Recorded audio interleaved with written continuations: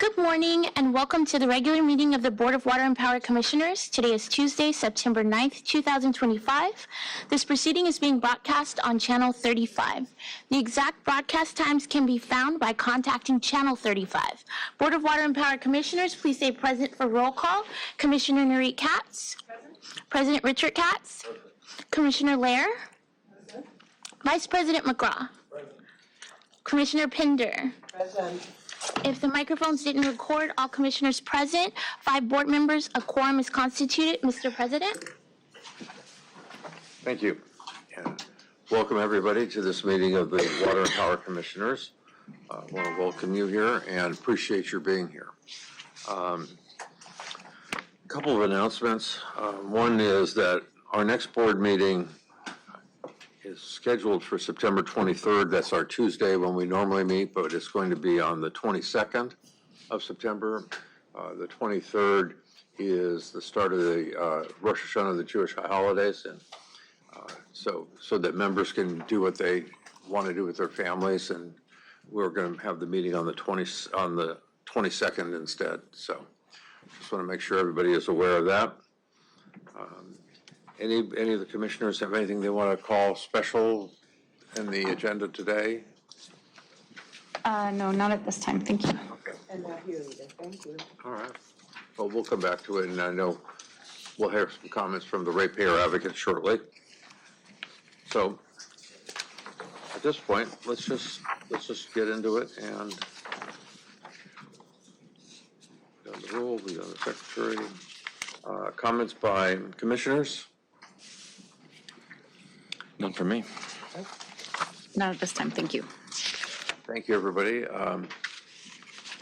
Public comment? Public comment is open at this time to the people providing public comment. When it is your turn to speak, please state which of the agenda items you'd like to speak to. You will have 2 minutes per item. The first speaker is Jean Nichols.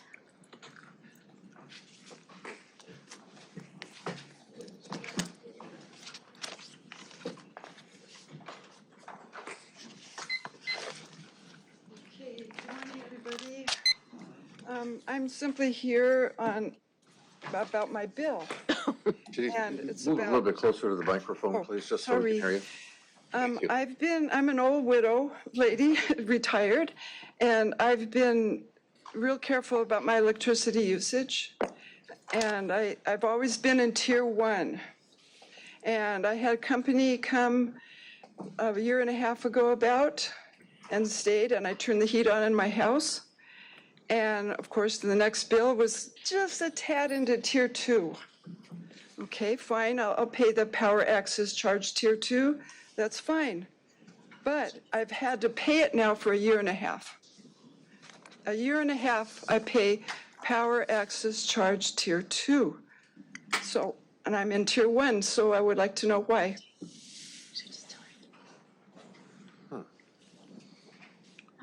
Ann Santilli, Department Chief Financial Officer. Under the power rate ordinance, that charge is on an annual basis, so it is set once a year. So if you continue to stay in Tier 1, in October it will reset, and then it will go back down to the Tier 1 rate. Why is that? I mean, if I go just a little bit, I'm punished in another year in Tier 2. It's been a year and a half now that I'm paying Tier 2, not a year. We could look at the customer's bill and go over the rate ordinance. You'll go over my bill with me Yes, we can. after the meeting? Ma'am, we can have someone from customer service right now meet with you and take your information and then follow up with you to review your charges as well as identify if there's programs you might be eligible for to assist. Thank you. And then also the rate ordinance. Thank you so much. You're welcome. And come tell me, because I'm a widow too, so I want to know of my own. And I'm not being silly with you. I feel your pain. That's what I'm saying about these things. So, Well, yeah, I don't mind paying my bills, but be punished for a year and a half? so please listen to what they tell you, and Okay, I I hope sure that will. it gives you some Okay. consolation. So who do I talk to? Yes, and we're sorry for your loss as well. you. The team will follow up with you. Yeah, let me ask if there's a customer service manager here. So Please, thank you, in the back Christian. Go with him and talk Christian to him? Estrada will meet with you right now, Okay, ma'am. thank you. Thank you, everybody. Thank you for coming down. And Christian for Christian is the head of our customer relations office. They handle escalated issues like this that would come to the board or And our we attention. appreciate it, too. You're welcome. Thank you. The next speaker is Fatima Murrieta.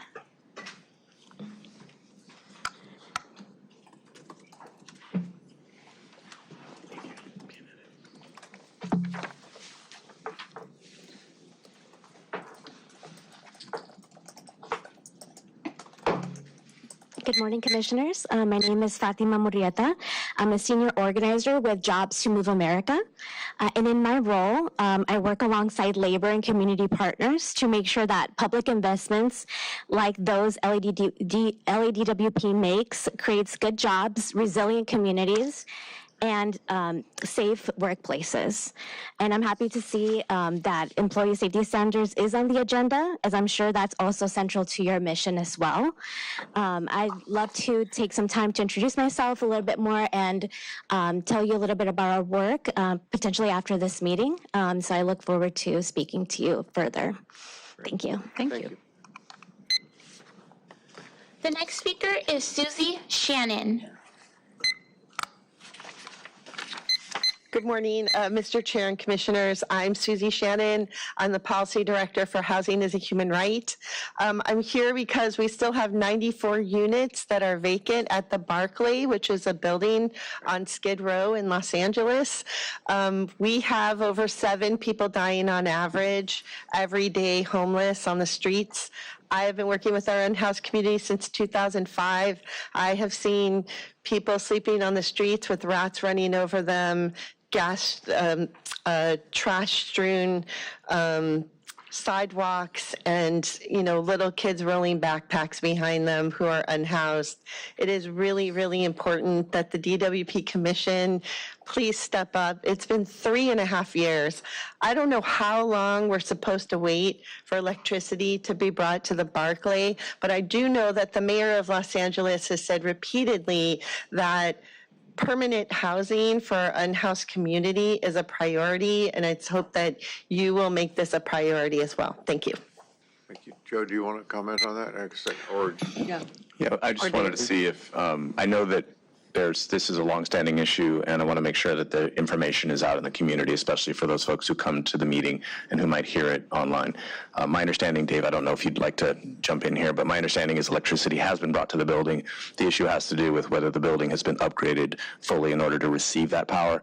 That's the customer side of the meter improvements that need to be made in order for the building to safely receive power. Dave, did you want to add? Yeah, thanks, Joe. So we have addressed this several times at board, and we are in constant communication with the Barclay about the requirements that they need to meet in order for us to provide safe power upgrades to the facility. There's ongoing negotiations with our new business director, Mr. Emil Abdel-Shahid, and the Barclay folks that are doing the work. So we just ask that you be responsive to what the requests are for the department so that we can provide you with this power. I think we've been responsive, but it's been 3.5 years. That's a pretty long time to wait for 94 units of housing. Thank you. And, ma'am, let me say something too. But is this really getting out? We are saying we have the electricity. We have brought it to the building, but the building cannot receive it. In other words, it's not strong enough. It doesn't have the right paneling. So it can't get in because of the private owners.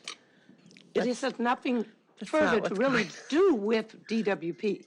Because No, it actually does. So only DWP can actually bring the electricity to the building. So, I mean, any of the commissioners can participate in the monthly meetings around this.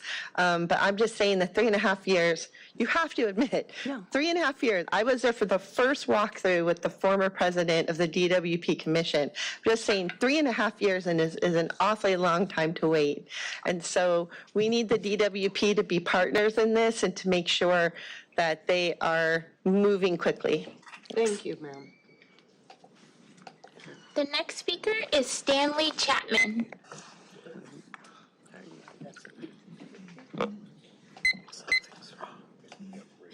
Good morning, Commission. Well, I'm here. I volunteer with Susie Shannon's Housing is a Human Right, and I know you guys know me because I was here last time when we were celebrating Porter Ranch getting fixed, and we're happy for that. And I know we say that the power is there, but the units aren't open. So I know the Department of Water and Power can do it. They do great things every day. I work with the Department of Water and Power in my personal life for the condo association I manage. They do great things. We have to get it figured out, whether it be the city or private. We have to partner. We have 96 units available to be rented that are truly affordable housing. We have to be able to figure it out. We just can't say it's the private party, because the private party has to be working with the Department of Water and Power, a city municipality. So what can we do? I'm here asking, what can we do to get this resolved? Because like Susie said, I've been here several times. I haven't been here a whole 3 years, but what can we do? I know the DWP can do it. I know the DWP wants to do it. We want it done. The community wants it done. What can we do to resolve this issue? What can we do? I'm not too proud to beg, because that means for the 96 units that are available to be rented at affordable housing, that's 96 people off the streets of LA that could have housing. I'm sure everyone in this building has housing. We have 96 people that could have housing. What can we do to resolve this issue without pointing fingers at anybody? Because it's not a point fingers moment. Thank you. It's a get done moment. Thank you. I do want to say that this commission, does really take this very seriously and prioritize figuring out housing solutions for the unhoused. It sounds like there's been a lot of complexity with this project and issues both on the utility side, but also with the building structure. I don't know if it's a funding issue that's keeping some of the building upgrades from being made, but maybe, Dave, I'd be very happy to join a next meeting and really dig into the weeds on this and try to understand, maybe there's some other nonprofit or, foundation or somebody who could assist if that's a barrier. So I would like to understand. I don't think we need to get into the weeds in this meeting, but if I can join one of the future meetings on this project and get a better understanding and see if we can't find a solution. For sure. We'll definitely take you up on that. We have been recently joined by Mr. Emil Abdel Shahid, our Director of Planning New Business. So if there are any questions we'd like for Emil to answer, we can, without any warning, throw him on the microphone, or we can just invite you to a follow-up meeting. I think it might be helpful to hear just a little bit more without getting too deep into it, what some of the gaps are on the building structure side and what some of the barriers have been, because then maybe we can meet and really figure out how to address this, because it has been a long timeline. Thank you. Sure. Bill, welcome. Good timing on your part. 5 minutes later, you would have, but from what I understand, we've brought powers to the building. From the public side, the DWP side, but the building has not been upgraded with the internal equipment necessary to use that power in a safe way. And that's, at least that's my understanding of where the, so to speak, the disconnect is at this point. Sure. So that's very true. The building does have permanent service. So there's power going to the building right now. The issue regarding the units that are not getting power are due to internal wiring issues that the Barclay Hotel has been working to resolve. Because of the building being a historic building, the code requirements when the building was put into service versus the upgrades that need to happen are very different. So we have a request to provide the Barclay Hotel 2,000 amp service versus what they're currently getting right now, a 600 amp service. So there's a large difference in what they have versus what they're requesting in order to supply the new buildings. Because of the field conditions, the constraints of the building, we will need to place a transformer room, what we call a station, inside the building. There's no space on the parcel to provide what we call a pad-mounted transformer. We have to build a station on the property. So we go through a process with the Barclay Hotel, like we would with any other customer, where they come to us and we give them a set of requirements, and they give us their proposal on how they're going to meet those requirements. I need a room that's this long and this wide and this high, and I need access.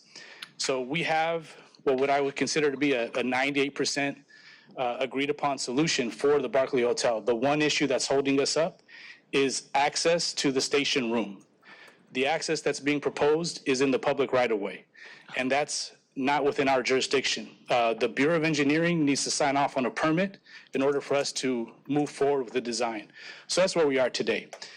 Okay, thank you. That's very helpful.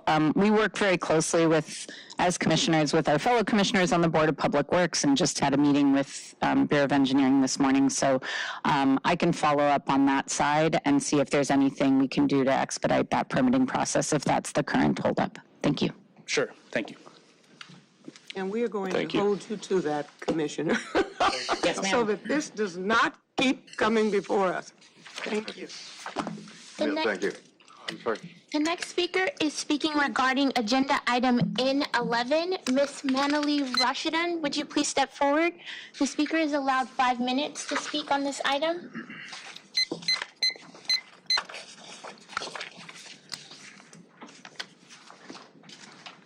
Good morning.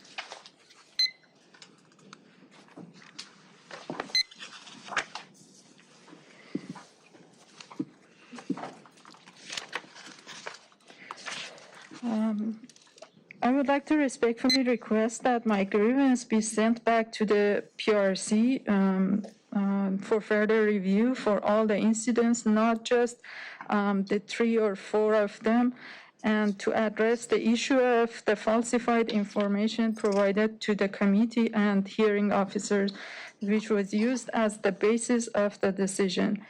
During the PRC meeting, I was given only 5 minutes to speak about my grievance, which is definitely not enough time to even list 20 grievable issues and incidents included.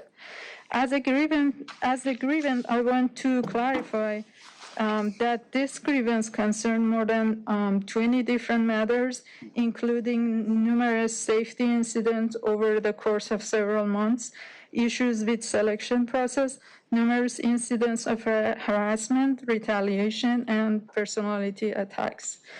All of these were caused by Pauline Nguyen, who was installed as the microbiology supervisor without formal selection process, and also filed a grievance claiming that she was not ready to accept that job as the microbiology supervisor. And also caused by Adolfo Felix, the so-called union steward of Water Quality Lab, who never actually represented us. Over the years, Felix has used his position to advance himself and at the expense of the employees, to the point where the microbiology team became incapable of continuing advanced technology project that a few of us started a few years ago, or providing proactive microbiological recommendation to protect the quality of drinking water in our own lab building. This all was done with ultimate support from the senior management of Water Quality Division, who rather to practice favoritism and systematic racism and put bullies in charge to silence employees when they were complaining about years of sewage smell in our building. The situation and the incidents of harassment and retaliation I suffered from have been ongoing since July 2021. And for ongoing issues, it is impossible to follow the exact timeline and file one grievance every 14 days. And that is not a good excuse to ignore numerous grievable incidents in the grievance response, they say all parties maintain that the issues were appropriately addressed. This is shocking. It seems that the Labor Relations Office does not consider the grievant a party. If they will resolve why I submitted an appeal and why I'm requesting reconsideration of the decision. I submitted clear and solid supportive documents for over 20 grievable matters, yet in every level of review, only the same 3 or 4 were mentioned in the response, and it was claimed that they were resolved when they were not. If I want to list some of the grievable matters that I included, but they were not resolved or they were ignored, for example, unsafe instruction regarding sterilization, the supervisor, Pauline and Felix, instructed employees to sterilize, that sterilization was not required for the analysis despite working with viable disease-causing parasites. This directive was documented in the meeting minutes and is evident in logbook of none of the microbiologists except for myself was using the sterilization equipment. This instruction posed significant safety risks, potentially spreading parasites on laver, sinks, and surfaces. The lack of sterilization directly violates the EPA method, CDC guidelines, and our own standard operating procedure for this analysis. Relevant sections of this references were submitted to the hearing officer. Another example, like, yeah, there are 20 of them. Thank you. Is there any questions? No, I don't think we have any questions, but on behalf of the committee, I think we went through the diligence process to understand which of those were grievable and to which there was enough information to respond. I know there were multiple requests at various levels of the grievance process before it came to committee to get some additional information on some of the more esoteric grievances that were included in your initial petition. We did the best we could with the information that we were provided and denied the grievance. I think we still stand by that decision and recommend that the board accept it today. Do you have anything to add? I do not. Thank you. Thanks, George. Any other comments? Public comment is now closed at this time. Moving along. Joe? Hi, good morning, Commissioners. Joe Romalo, Chief Customer Officer, sitting in for our CEO and Chief Engineer Janice Quinones, who's away on business travel today. I wanted to start by passing it over to Anselmo Collins, head of our water system, for a few updates. Good morning, Commissioners. I have a couple of updates I wanted to provide. The first one is an incident that happened on October 28th at our La Brea trunk line. Staff was in the process of doing a shoring job. When was September? Sorry, this was in August. August 28th, correct. And during the process of doing the shoring, our contractor hit a 67-inch diameter pipe. This is a pretty large diameter pipe. Hard to see. Yeah, a pretty large diameter pipe, which caused us to have to shut the pipe down and make the repairs. It did take us until Sunday to have everything completed, but the good news here is that staff was able to install what we call inter-system pumps, 2 of them, so that the tank that's typically fed by this trunk line, which is the Baldwin Hills tank, was never dry. So there was no outages reported as a result of this, but it did take a significant amount of effort by staff. They were out there basically 24/7, making sure to continue to provide water to the system while Water Distribution Division was working on the repairs of that particular trunk line.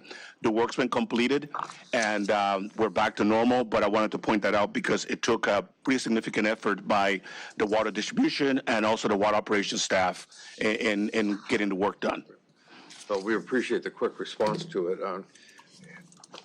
Is this a contractor we've used before? Yes, this is a contractor we've used before. Contractor is RASIC.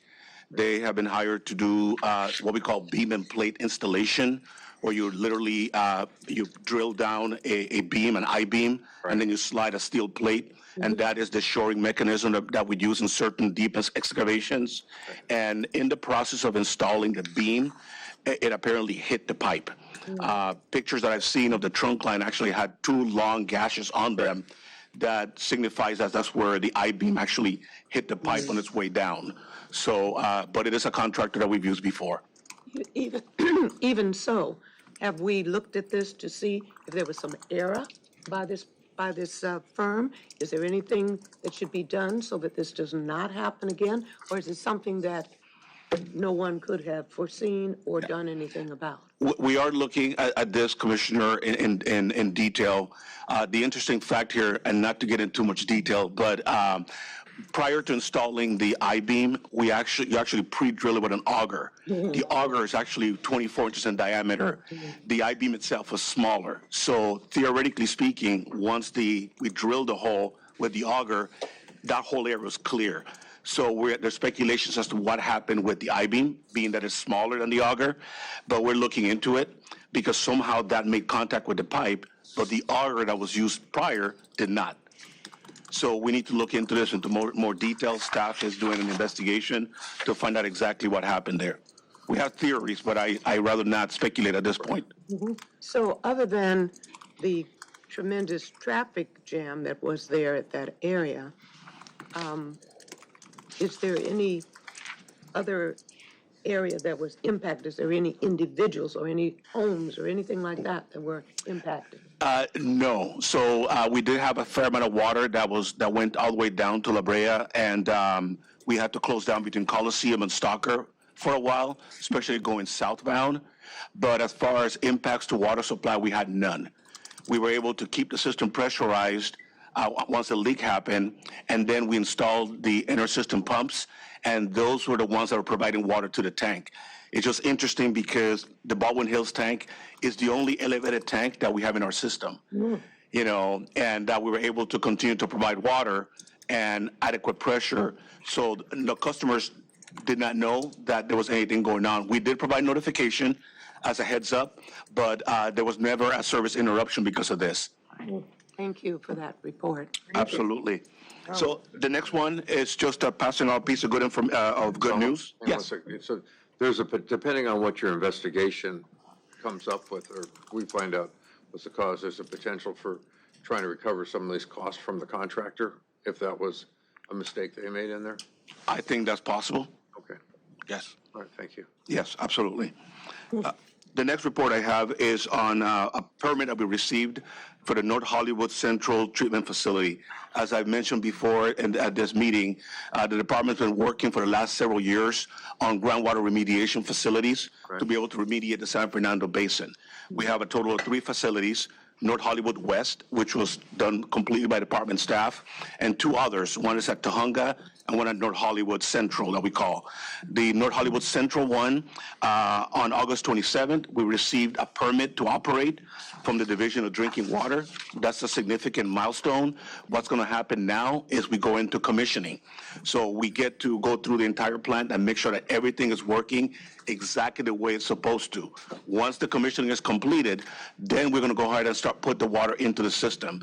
So this is a pretty significant milestone for us because of the impact that it has on cleaning out the groundwater basin in the San Fernando Valley. What's the capacity of that facility? That particular facility, I believe, will allow us to be able to,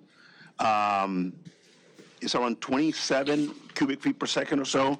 And I'll have to get the exact number on that one, but it's a pretty significant amount of water that we can get from that facility. Great. So, Good job. yeah, if I have a better number for that, I will let you know later, Commissioner. But I believe that's the range of capacity there. The next item is on Pure Water Los Angeles.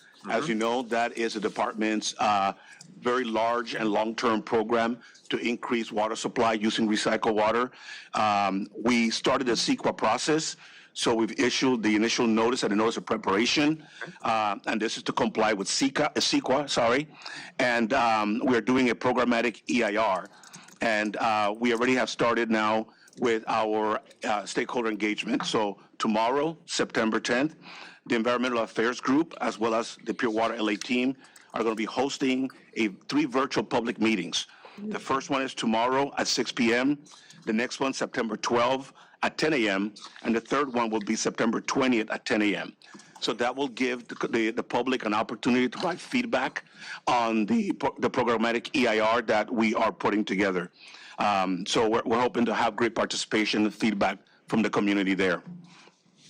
And then the last thing is, you've heard us talk many times about the urban water management plan. The urban water management plan is a requirement for utilities to prepare every 5 years. The urban water management plan typically is looking 20 years into the future. DWP always does 25 years into the future.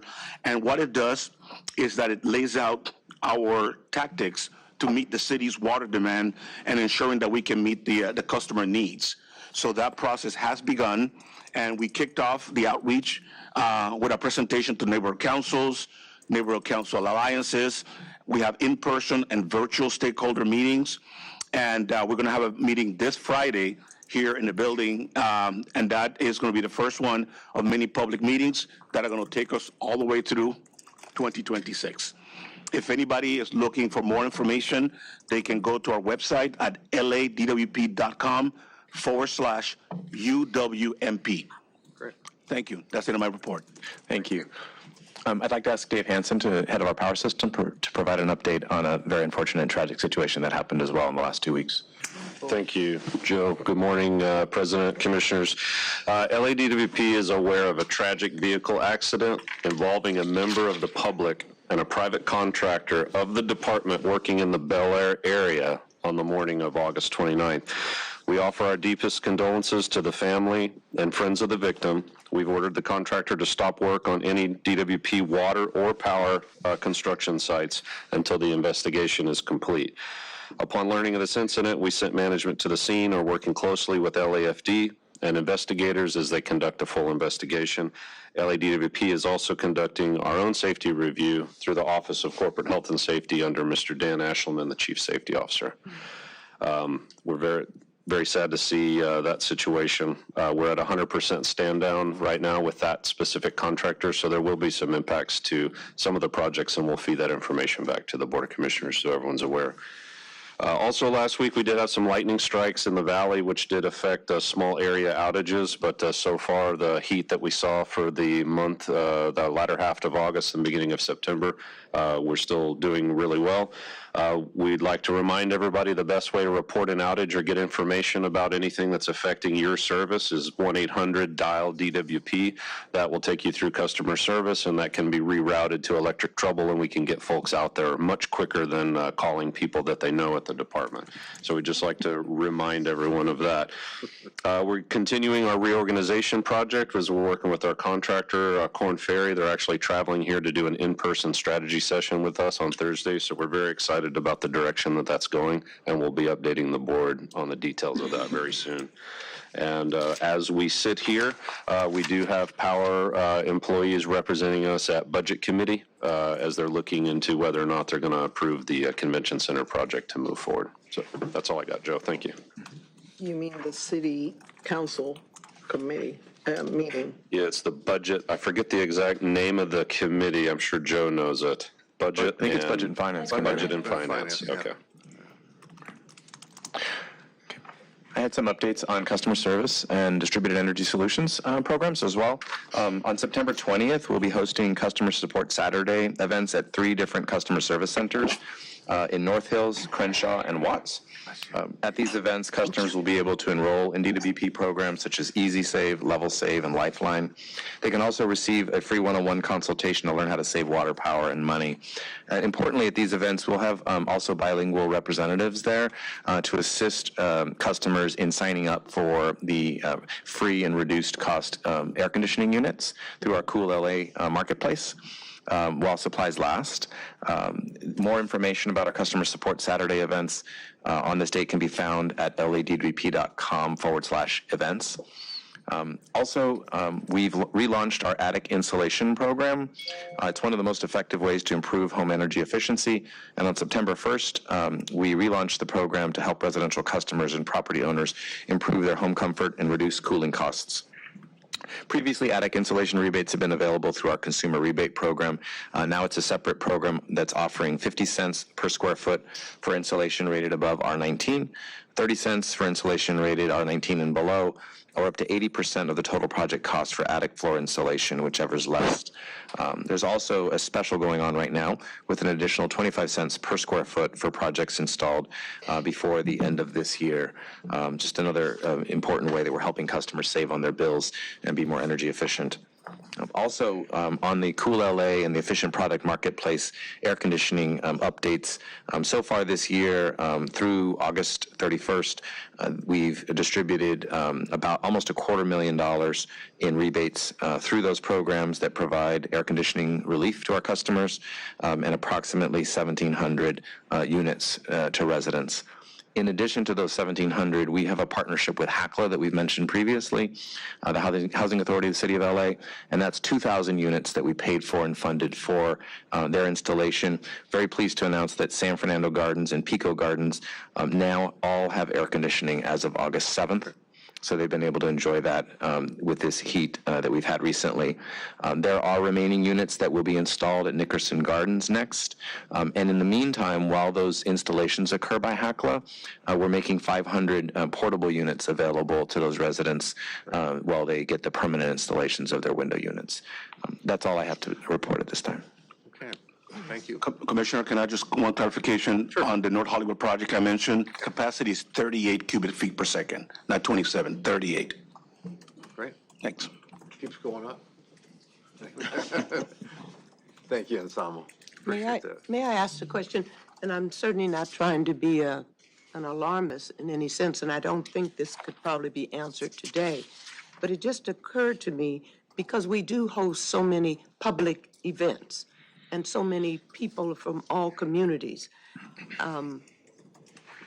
in the eventuality that we were being host to a group and there was a ICE raid or something of that nature, has DWP given and its staff, certainly not the commissioners, I know we've never thought about this, but is there some policy or some thought as to, I don't mean our reaction, obviously, you know, this is a whole government thing, but we still are the host.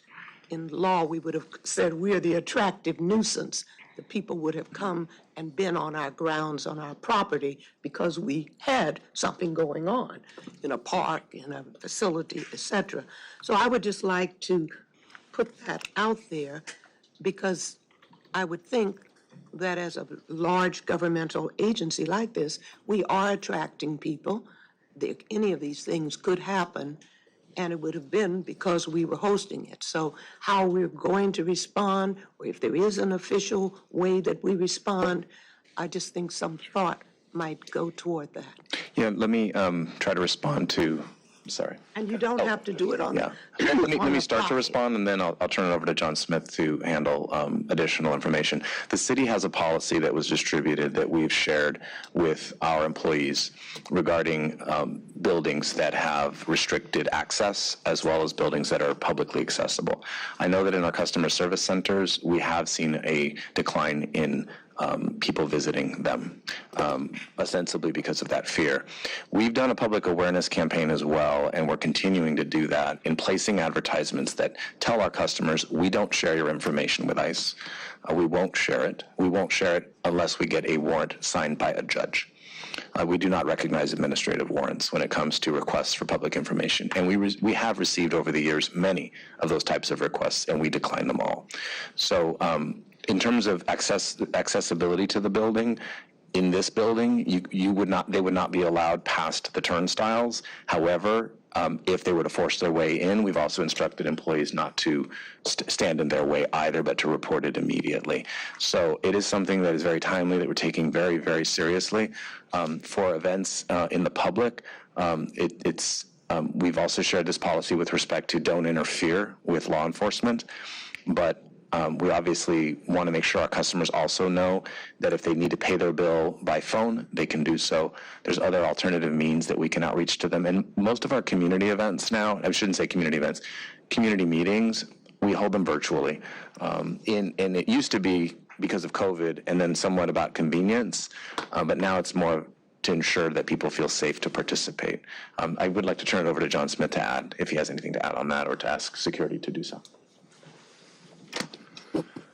Thank you, Joe. I think Joe laid out everything perfectly. This is Daniel Lucero, our Executive Director of Security Services. So we did develop a policy internal, and he can explain. Well, I appreciate it. I had no idea. I thought this was a off the top of your head question. I should have known that you all would have already thought far, far outside the box. Thank you. Good morning, commissioners, team, community.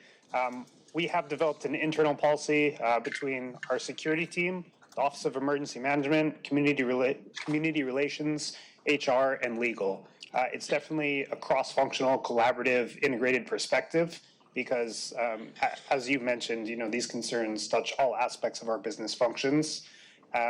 We have differentiated between the public and private business spaces. There are separate rules governing what immigration and enforcement officials can and cannot do between those two.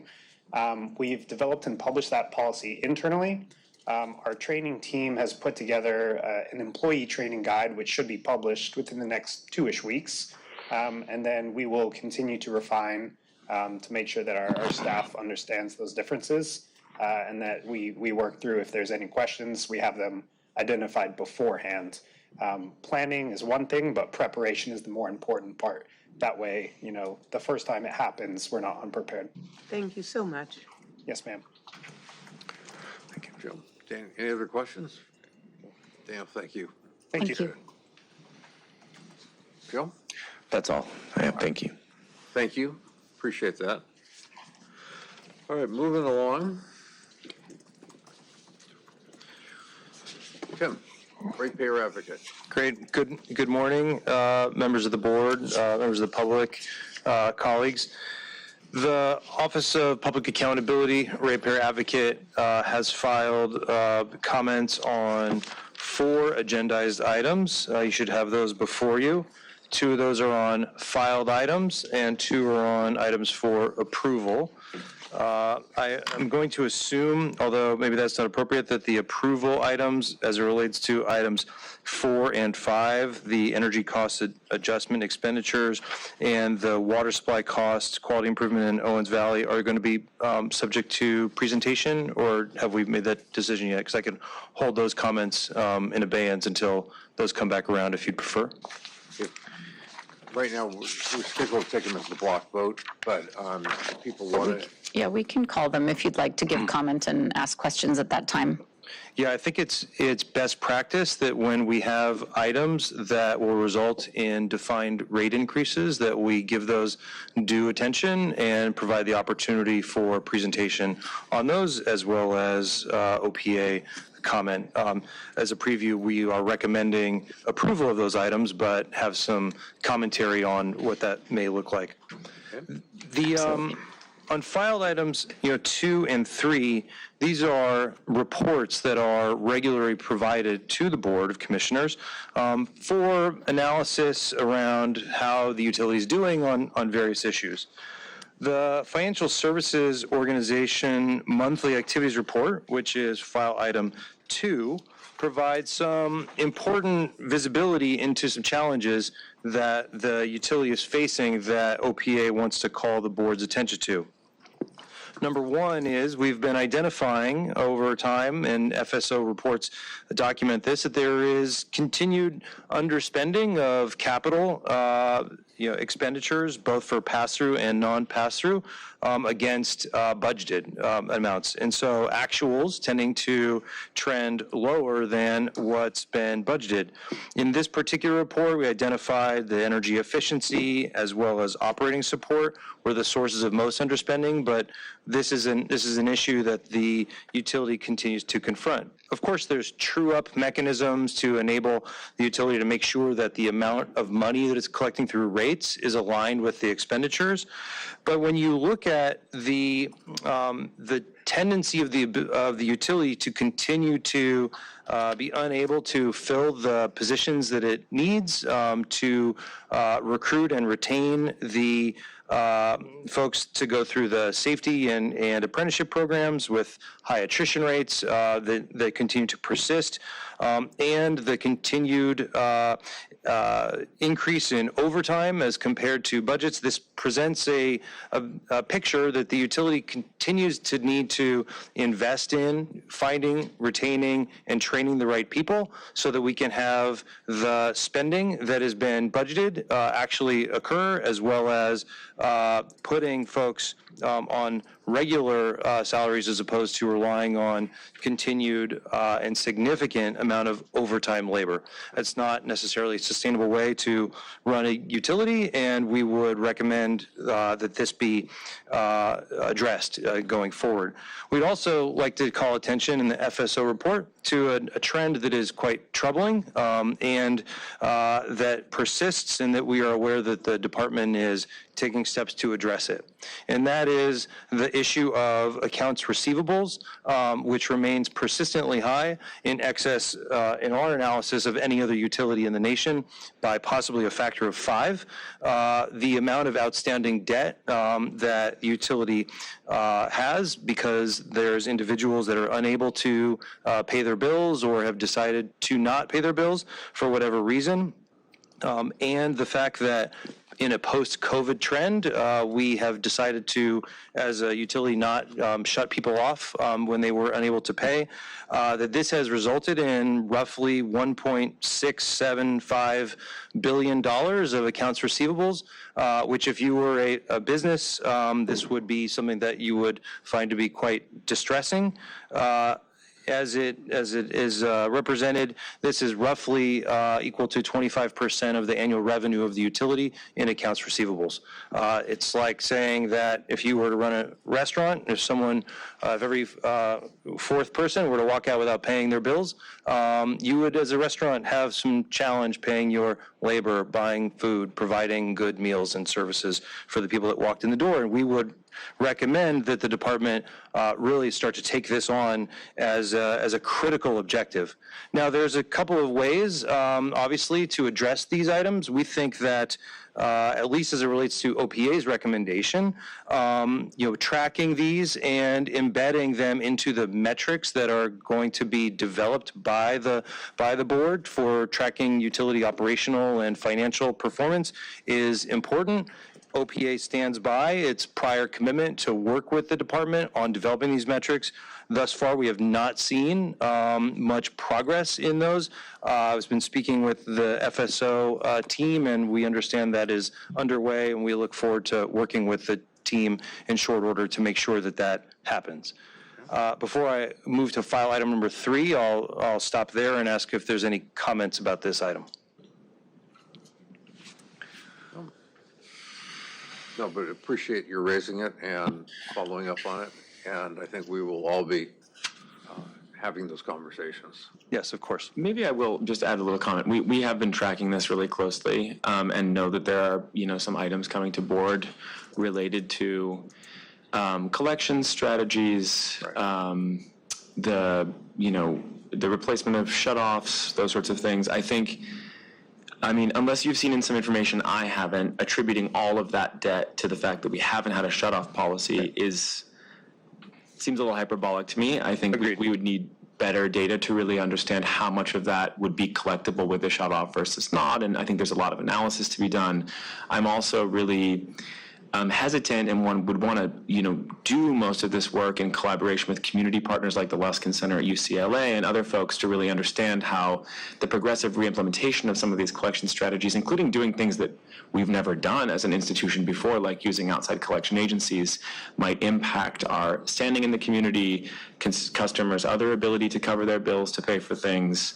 I think we have a different set of responsibilities as a municipal utility than an investor-owned utility, but it does massively concern me that we're carrying all of this, the burden of this debt that's so much higher than even other munis.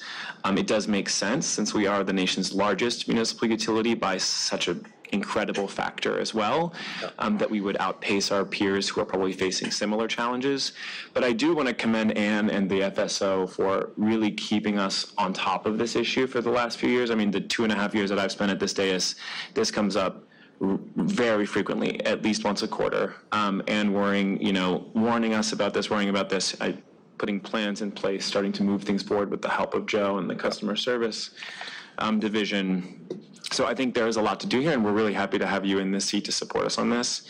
And I think particularly understanding the role of things like suspension of service and debt collection practices within, hopefully, the broader toolkit of carrots and sticks that we have to motivate our customers to pay their bills and to convince them why that's important for them and for us. I think, considering that broad spectrum of activities holistically is going to be super important, and I'm happy to have your support in that.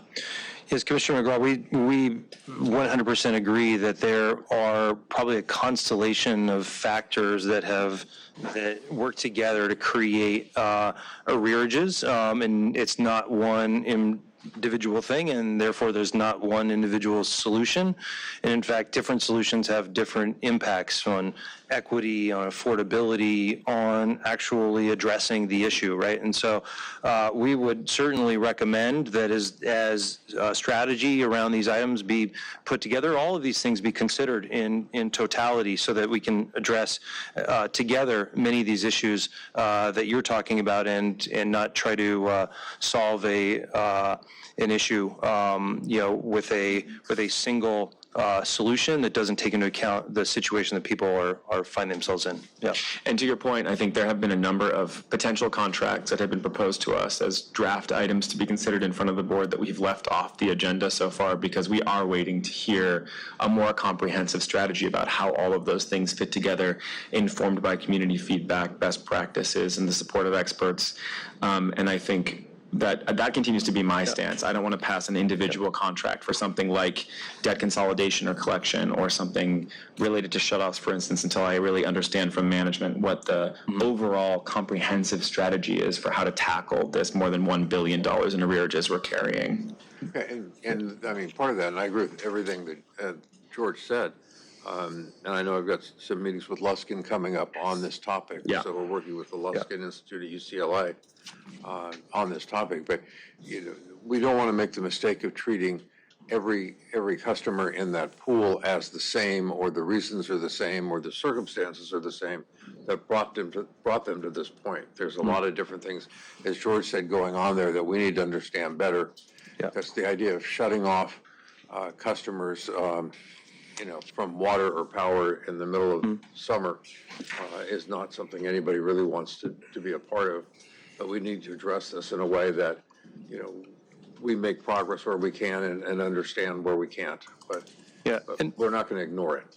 And I believe that even just the discussion on the dais here, that obviously the board is aware of it and that there's a strategy being developed to address it, will also give external viewers, such as those in bond and debt markets, and comfort that the utility is doing something about it, and for the benefit of ratepayers. And commissioners, we should be ready to come and present that strategy. We have been meeting in earnest. We've involved RPA. Yep. We should be ready in October to come and share that with you, to give you the overview of what we've done and then where we're headed in terms of a comprehensive strategy. But thank you. No, we're looking forward to that, and to hearing, again, from Luskin, as well as what you've been working on, and seeing how we can address this. And, and maybe we can even get some of the city departments that owe us a boatload of money to pay up too. That would be nice.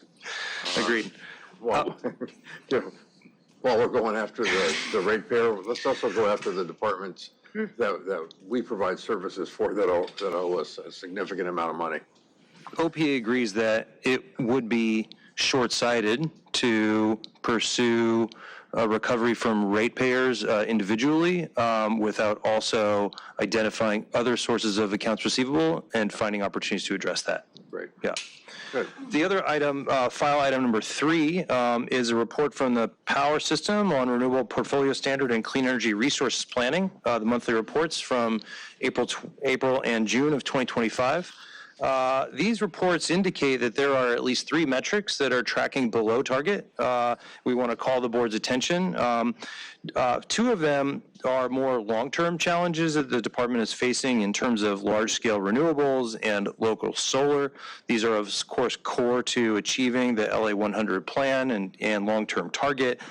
There's obviously a number of efforts underway to find opportunities to pursue more power purchase agreements and development of local solar.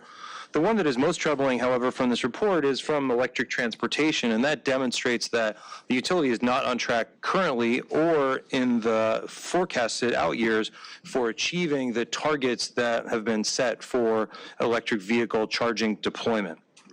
OPA has reviewed the transportation electrification strategy of the utility and has found that, of course, there is a lot of activity that happens, whether it be EV charger rebates, used EVs, various rate designs, but these individual efforts are not necessarily stitched together in a cohesive transportation electrification strategy for the utility.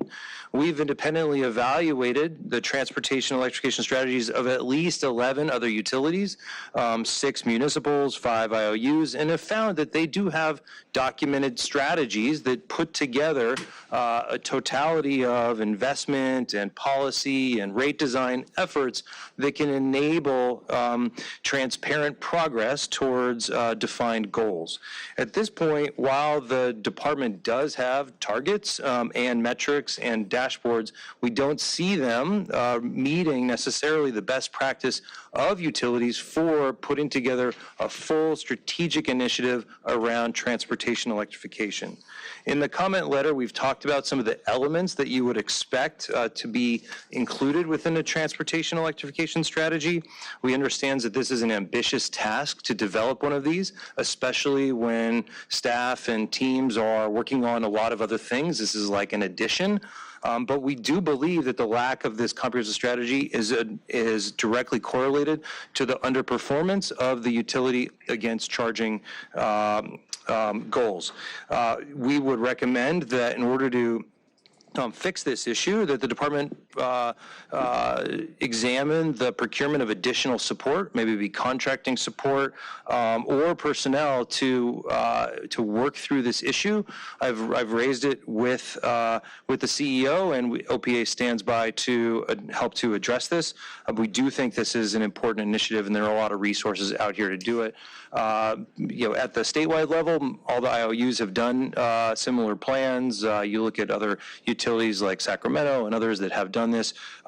This is not a create something anew. There's a lot of ways that you can model, this efforts, and we would recommend the department begin with that process. Thank you. Great. Tim, thank you. Questions for Tim? Comments? Okay. We'll get back to you when we get to those couple items you wanted to make a comment on. Yes, thank you. In a minute or two, actually. Where am I? Actually, we're at those items now. So before we get to management reports, on the block vote, is there anything in there that any of the commissioners want to pull out? Not today, None thank for you. me. Just items. I think items just 4 the and 5. 4 and 5 Just that 4 Tim and 5? wanted, yeah. Okay. So then I move to approve items 1, 2, 3, 6, 7, 8, 9, 10, and 11. A motion and a Second. second. All members present please recorded as aye votes. Aye. 5-0. That they're approved. Yes. Okay, so we have item 4 and item 5.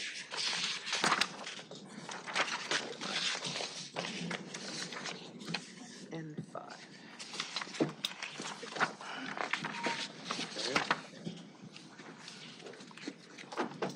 Who's got item 4? Let's start with that one. I have item 4. Item 4 is a request to approve the expenditures in the energy cost adjustment factor.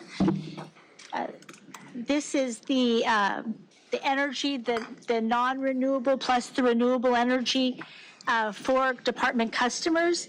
It's estimated that the bill for the median customer using 300 kilowatt hours a month would increase 89 cents if these expenditures are approved for recovery through rates. Okay. Tim, we are on this one or the next one?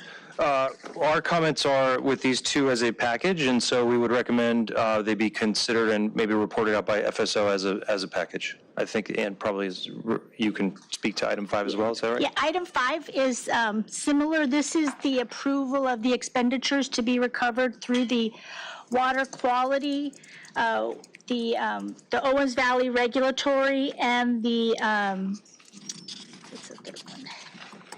And the water supply cost adjustments. Our median customer right now uses 8.5 billing units per month. This trend has went down significantly since fiscal year 2006, 2007, when we started really pushing conservation. It hit an all-time low in fiscal year 22-23 of 7.5 billing units per month, and it's trickled up a little bit at 8.5. This, with the approval of these expenditures, a customer using 10 billing units per month, their bill would increase $4.49. So like I said, the median customer, more than 50% of our customers use less than the 10. These adjustment rates would go into effect January 1st during the wet season, so customers have a chance to review their usage, see if this bill impact is difficult to absorb, and then also take advantage of our water conservation rebate programs to help them reduce their water usage. But I have to say the water system is doing a more robust job than maybe some other utilities in making sure that we have a sustainable water supply. It was just a few years ago that we had to ask customers to only water 2 days per week. So with all of the groundwater cleanup areas, the DCT reuse program, plus we took advantage of the purchase water program from MWD, we're doing our part to make sure we have water for the future. Great. And we request the board to authorize these expenditures plus the energy cost adjustment factors to be recoverable through rates. All right. Other comments?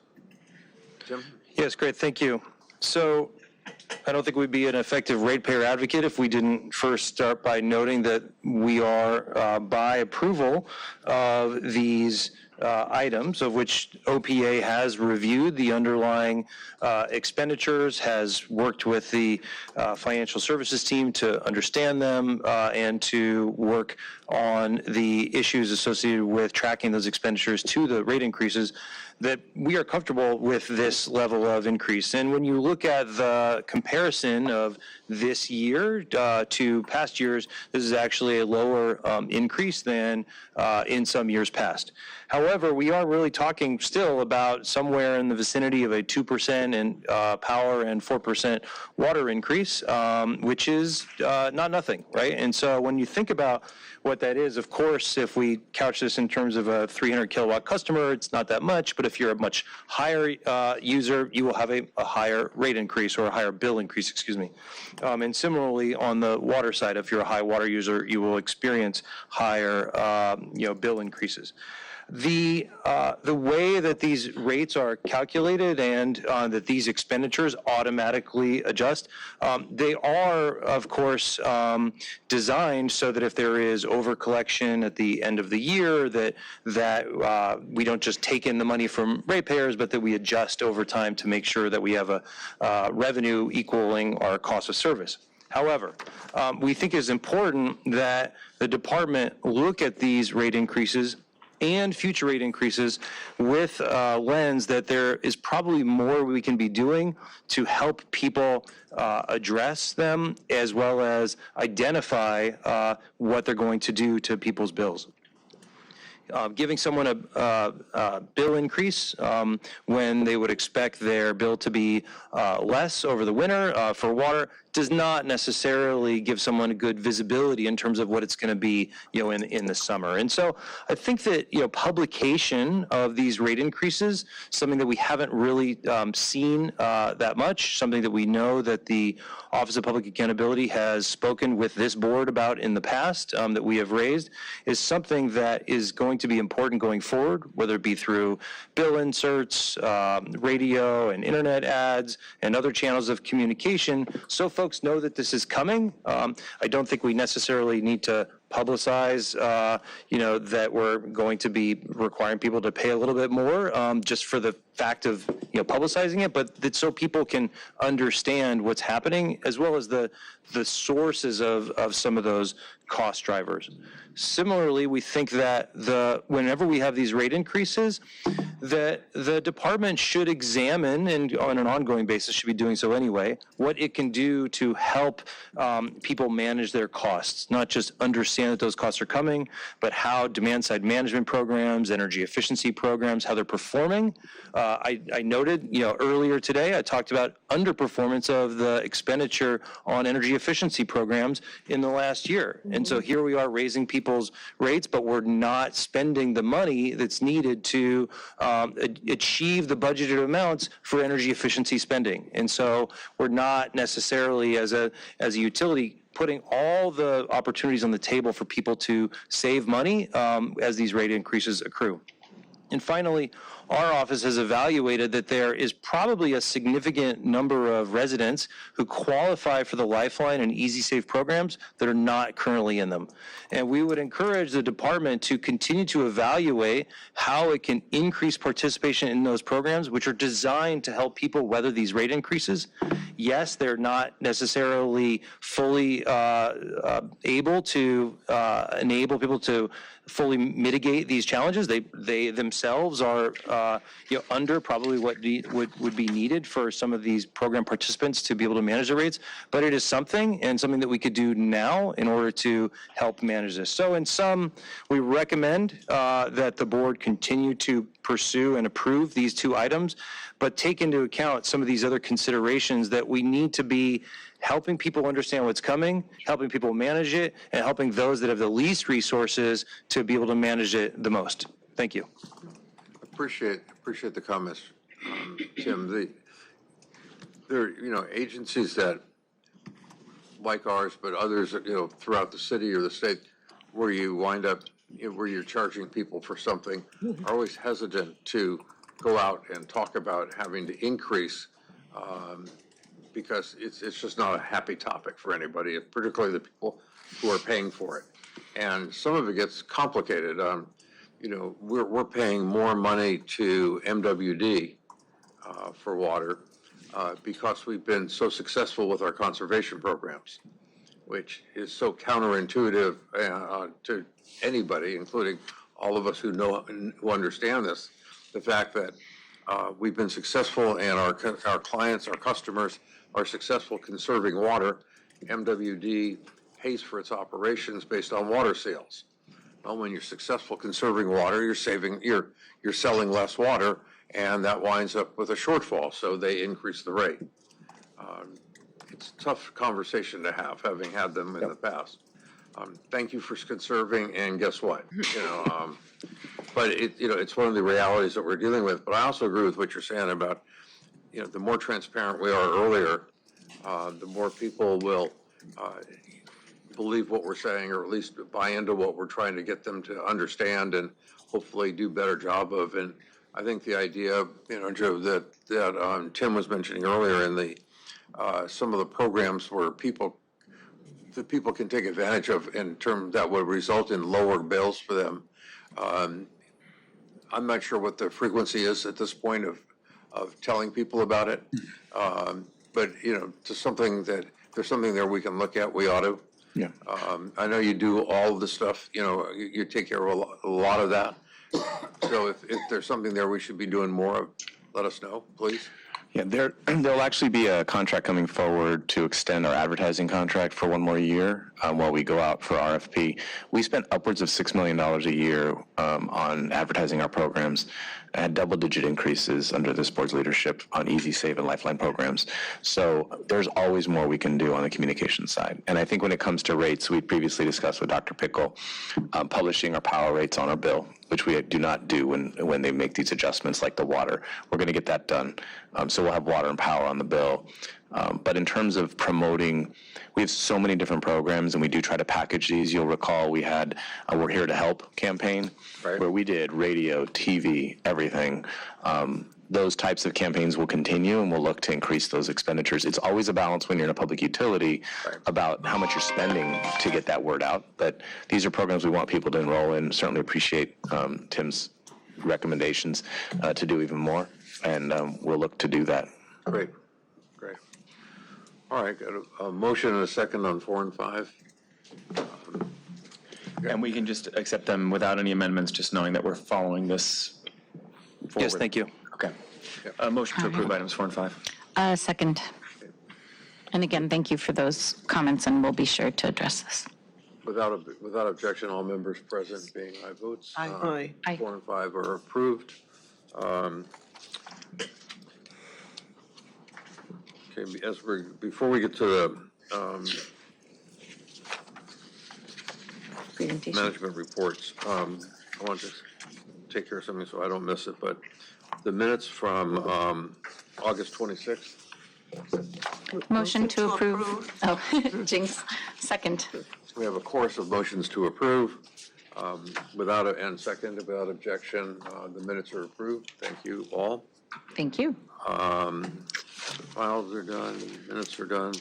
One thing I was remiss in not mentioning earlier, I think it was last Wednesday, Anselmo, you and I were over at the Tillman facility, marking the beginning of the expansion of that program and taking a look at, the progress we're making. That's a facility that will be processing 25 million gallons per day initially of waste and converting it into potable water, which will be pumped to the Hansen Dam spreading grounds and put back into the ground until we're ready for it. And shortly after, Anselmo and his crews were able to come up with a way to double the capacity of the plant by digging out the basement. And they didn't make us do that, which I appreciate. But by simply doubling the basement in there, and you can hold another 25 million gallons of the sludge. I mean, there's going to be some cost involved, but not as much as if we had to site a new facility somewhere else. Fraction to increase its capacity, it's just a fraction of the initial construction cost. There's a joke in there about how many consultants it takes to figure that out. But the good news is it was figured out before we had spent the money, and a couple of backhoes and some hard work. But that plant is going to be one of the largest in the country, if I'm not mistaken. That is correct, yes. And we anticipated being online, when is Elmo? 2027, that's the goal. 2027. So that will go a long way in terms of self-sufficiency of water for LA and for all of us who live in the desert. Yes. So yes, it was a very cool event. And I know Anselmo was there and I was there, and I think some other members of your staff. Yes, it was a great event. It was actually hosted by the LA Waterkeeper, Pacorma Beautiful, and Council for Watershed Health. Yep. And give us an opportunity to talk about not just what we're doing at Tillman, which is what you just described, but also in general water strategies when it comes to water reuse, and Pure Water LA, which is obviously going to be the bigger program that we're working on. I think it was a great opportunity to highlight the collaboration and cooperation between LADWP and LA SAN, because we're working together on this program. You talked about the expansion of Tillman from the 25 MGD to 45 MGD. We are going to come back to the board in the next couple of months to get formal approval. We did move forward with the expansion of the basement. That was one step, but there's additional work that needs to be done. We will bring that to the board for your consideration.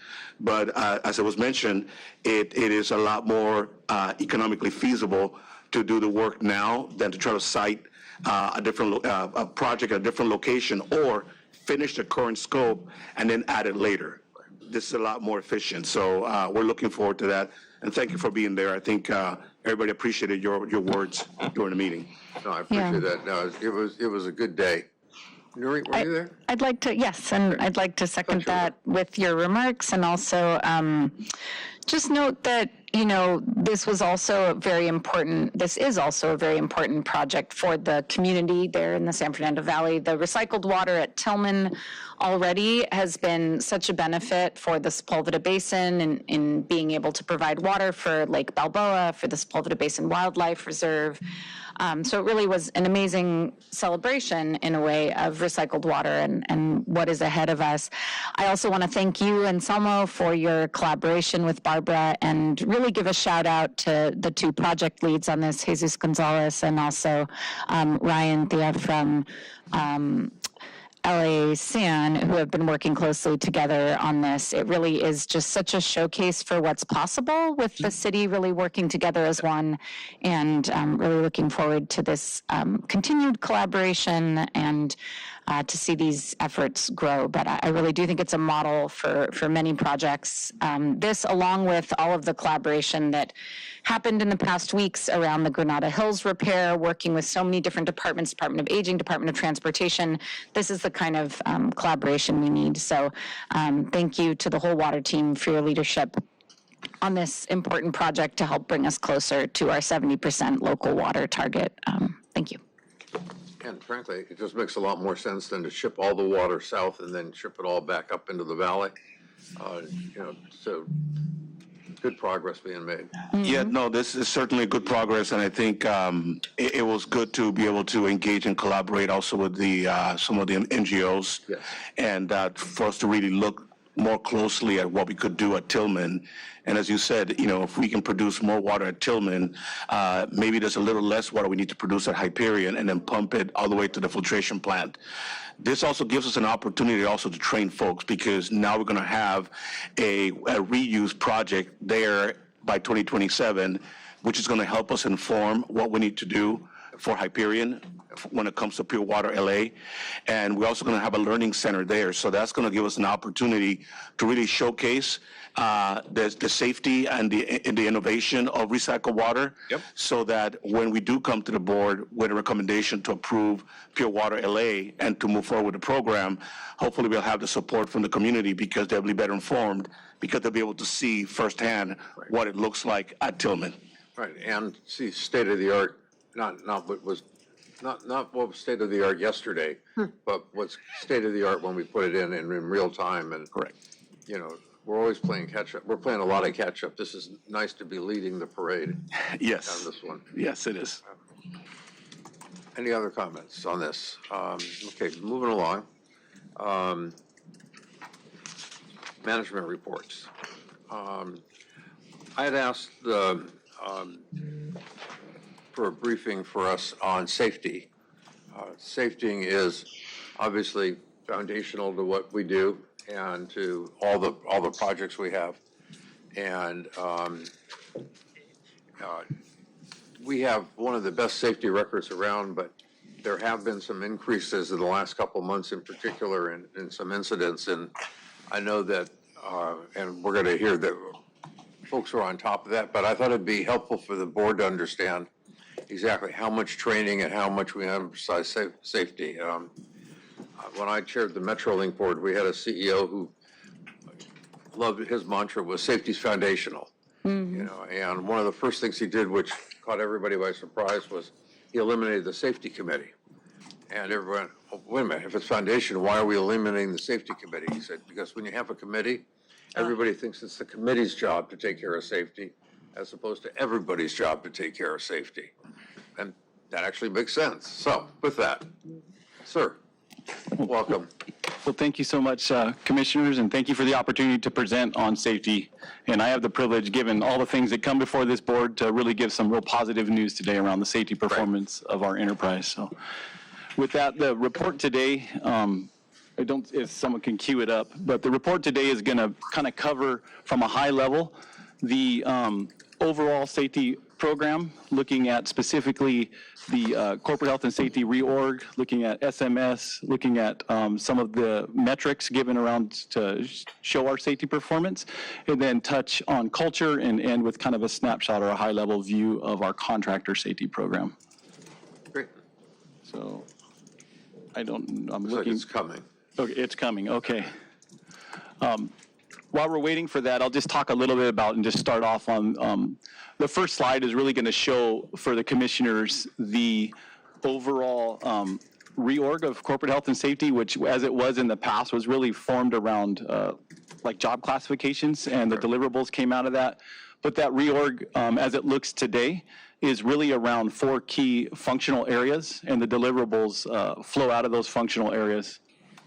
So with that, it looks like we are on our slide. So let me jump to where we're looking. So on the left side of this slide, there was the Office of Corporate Health and Safety about a year ago. As it looks today would be on the the right side, and those 4 key functional areas. The specific goals of that reorganization was really around the launch of this safety management system. And what that is or referred to as SMS, is really systems thinking around safety. We are aligning with ISO 45001, which is an internationally recognized standard that provides the framework for any organization kind of starting off on this journey around systems thinking around safety. That was, you could see by this memo on here, was the milestone or the marker in the sand for us was about a year ago by our Chief Executive Officer, Janice Quinones, both outlining her expectations for the organization and her commitment to this endeavor. 2 key areas, I won't go through all the objectives here on this slide, but 2 key areas around that are really focused on leadership and employee engagement. No SMS can be successful without those 2 key cornerstones. And so right in the center, you see the establishment of the Executive SMS Steering Council. That has been completed. That is a meeting on a regular cadence where the entire executive leadership team talks about and strategizes towards improvement and deals with the pain points and issues that we have across the organization. The second key element is just below that, it's the establishment of the JSTI IBW SMS working group, and that really focuses on the employee engagement portion of this presentation. That focus is we need to pull our employees in consultation and in collaboration with them. We want to build something out that is effective and really addresses the areas that they have. So with that, we'll talk about our safety metrics. So this slide is showing what's called a total recordable injury rate. That rate looks at first of all, it's compliance driven. We must record these data points from Cal OSHA requires that for all employers. So we do that. These injury rates are anything that really is beyond first aid. So it's kind of all encompassing. These are significant injuries.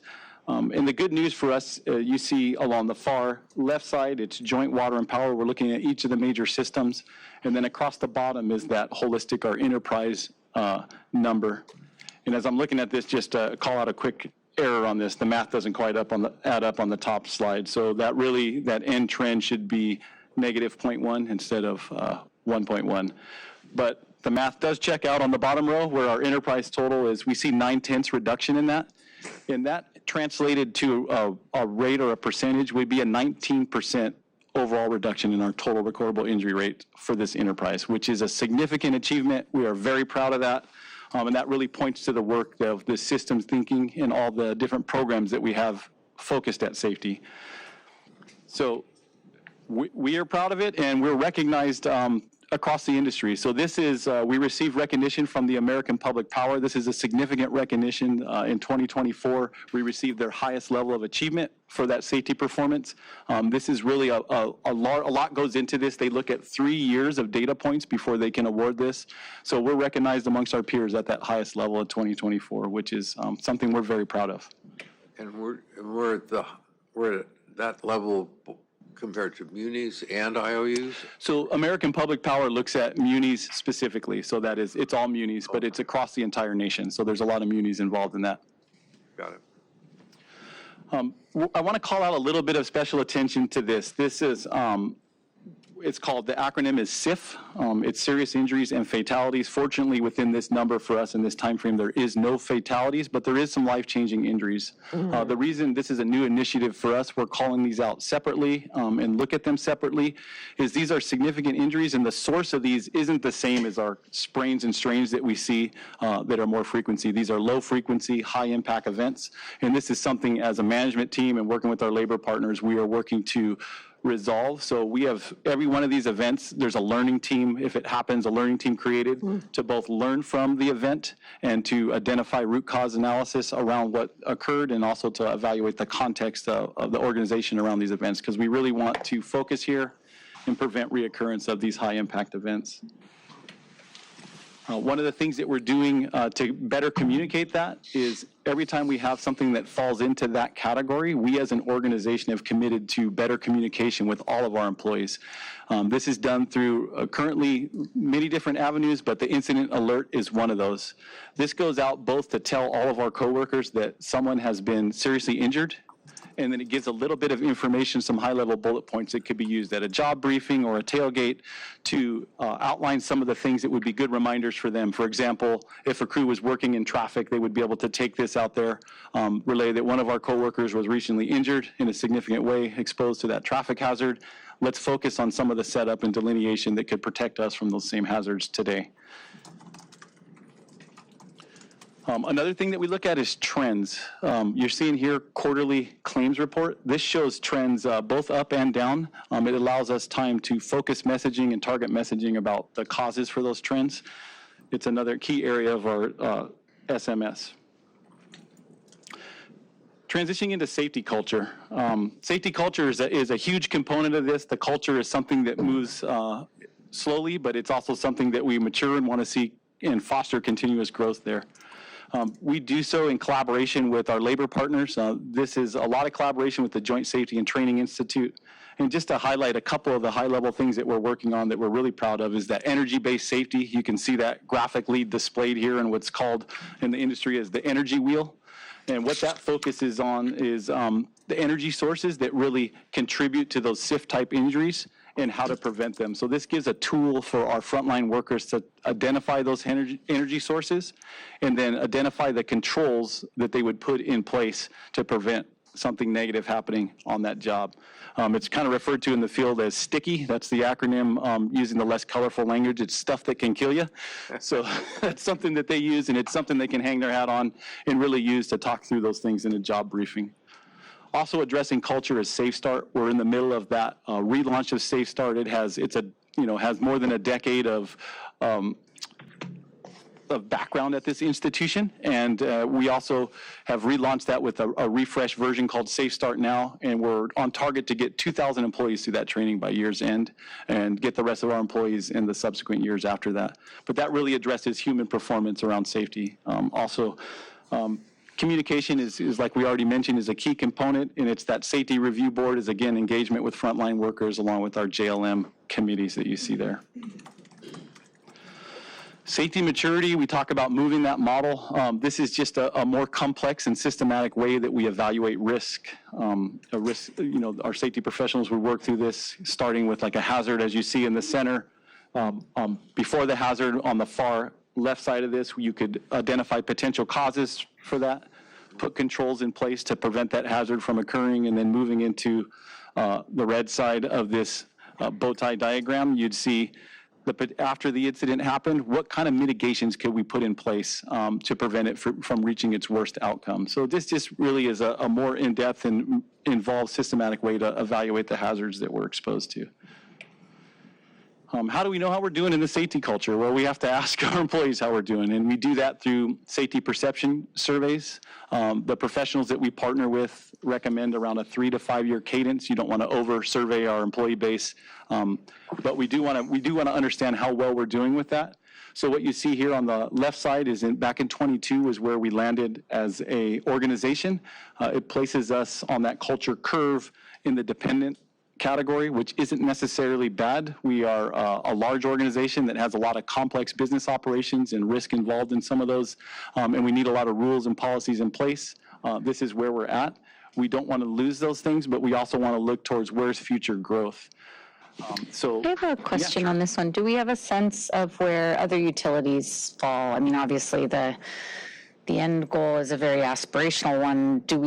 Are there any utilities that have made it into the independent or interdependent areas? Yes, there is. That's a great question. So yeah, looking at that, if you see back to the diagram on the left side, that yellow square, so that's an NCIS code for utilities that it represents what the industry would look at as utility industries. But it's broader than just power or water. It looks at all utilities would fall into that code, and that's where the majority of utilities do fall. So this is, again, a snapshot back from 2022, and we've been doing a lot of work since then. And as we're getting ready, as we work with JSTI to trigger the next survey, looking probably at 26 to do that. We're hoping to see some improvements in that for our organization. Yeah. I hope to see that shift. Thank you. Yeah. The toughest challenge for us is really moving into that, if you look at that diagram back again on the right side, that cultural bridge or that central thing, and it's those words across the top, external motivation, internal motivation, those are kind of the key components that you can separate or divide this culture map into. External motivators, I think of, how much of us, speed on the freeway. Don't raise your hand if you do so, but how many would do that if there was a police officer right next to you, right? So that's really kind of highlights. I would do it if there was not traffic in front of me. Yeah, so that's a good point. Most of us don't have the opportunity to exceed the speed limit. So, but really that highlights what what do our employees do when no one's looking, right? Is it an internal motivator that drives safety? And that is really the hardest leap for any organization to get across that line. And we believe we've made some inroads to that within parts of our organization and hope to see that across our organization. So now pivoting to the last point of the presentation is our contractor safety program. So we use a third-party administrator as part of the pre-qualification, and this starts in the beginning of the procurement process, where contractors that want to do business with us are sorted into, do they have risk associated with that work or not? If they do, then it goes into this contractor safety program where we evaluate their safety record, their overall performance for a passing or failing grade. If there's a passing grade, they move right on through to the onboarding process. And if there's a below standard or below target grade, they could potentially move into what we call the variance process. And that would be in collaboration and coordination with the hiring division and with the contractor. And it starts with a review of a scorecard and some of their safety metrics. Would we know this when we're in the process of approving a contract with someone? Would that already have been filtered through, that basically this is not a safe company? I mean, would somebody have looked at it on the front end as opposed to on the back end? So most of the time, that is, yes, we would know that because we would have this information as they are enrolled in our third-party administrator. So we would have that information, that scorecard in front of us on the front end. Because we're a municipality and we can't require contractors to enroll on that until they have the contract, sometimes we get that information on the back end. But before they come on property and start work, we will have that information. So and that what is. could we do about it since we would have already, let's just say it turned out to be someone that we were now concerned about, but we've already approved the contract. The process, and it's the same thing on the back end. They also have to meet certain insurance requirements, and this is embedded in that same process. So if they don't meet those requirements, and this is one of the many, they would not be able to proceed with work for us. So that would be the stopgap. Yeah. Thank you. I'm not trying to be picky, but no, I mean, we're in this, a dangerous business, actually. That's right. It's a good point. We do want to know and do business with safe contractors. So here's just a snapshot of what we would look at with those contractors. You can see in the upper left here is the scorecard, and it shows, in this instance, a target level grade. Looking across, over 218 of our high-risk contractors are enrolled in this program, which is a real milestone for us. We're proud of that. 100 out of those, 194 are at that target level grade, are great contractors, safe contractors. As you look below that, that red bar graph shows what are the things that are causing them to have a below target level grade. Primarily, that's their safety statistics. That would be what we talked about and just shared earlier as our total recordable injury rate. That's what that metric is looking at. The second one is fatalities, and those two together really account for 63% of all failing grades in this category.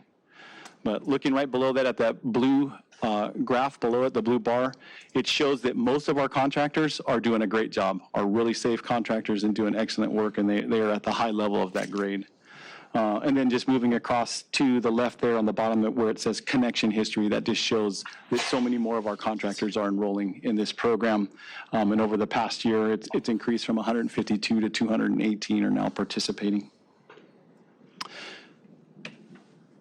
What's new with contractor safety and what's coming very soon? So the same thing that we talked about, that energy-based safety that we're providing for our employees, we want that to be shared with our contractors as well. So embedded in this program, they can avail themselves of that training and really target some of those high-energy SIFs the same as we're targeting. What's good for us, we want our contractors to have access to those same programs.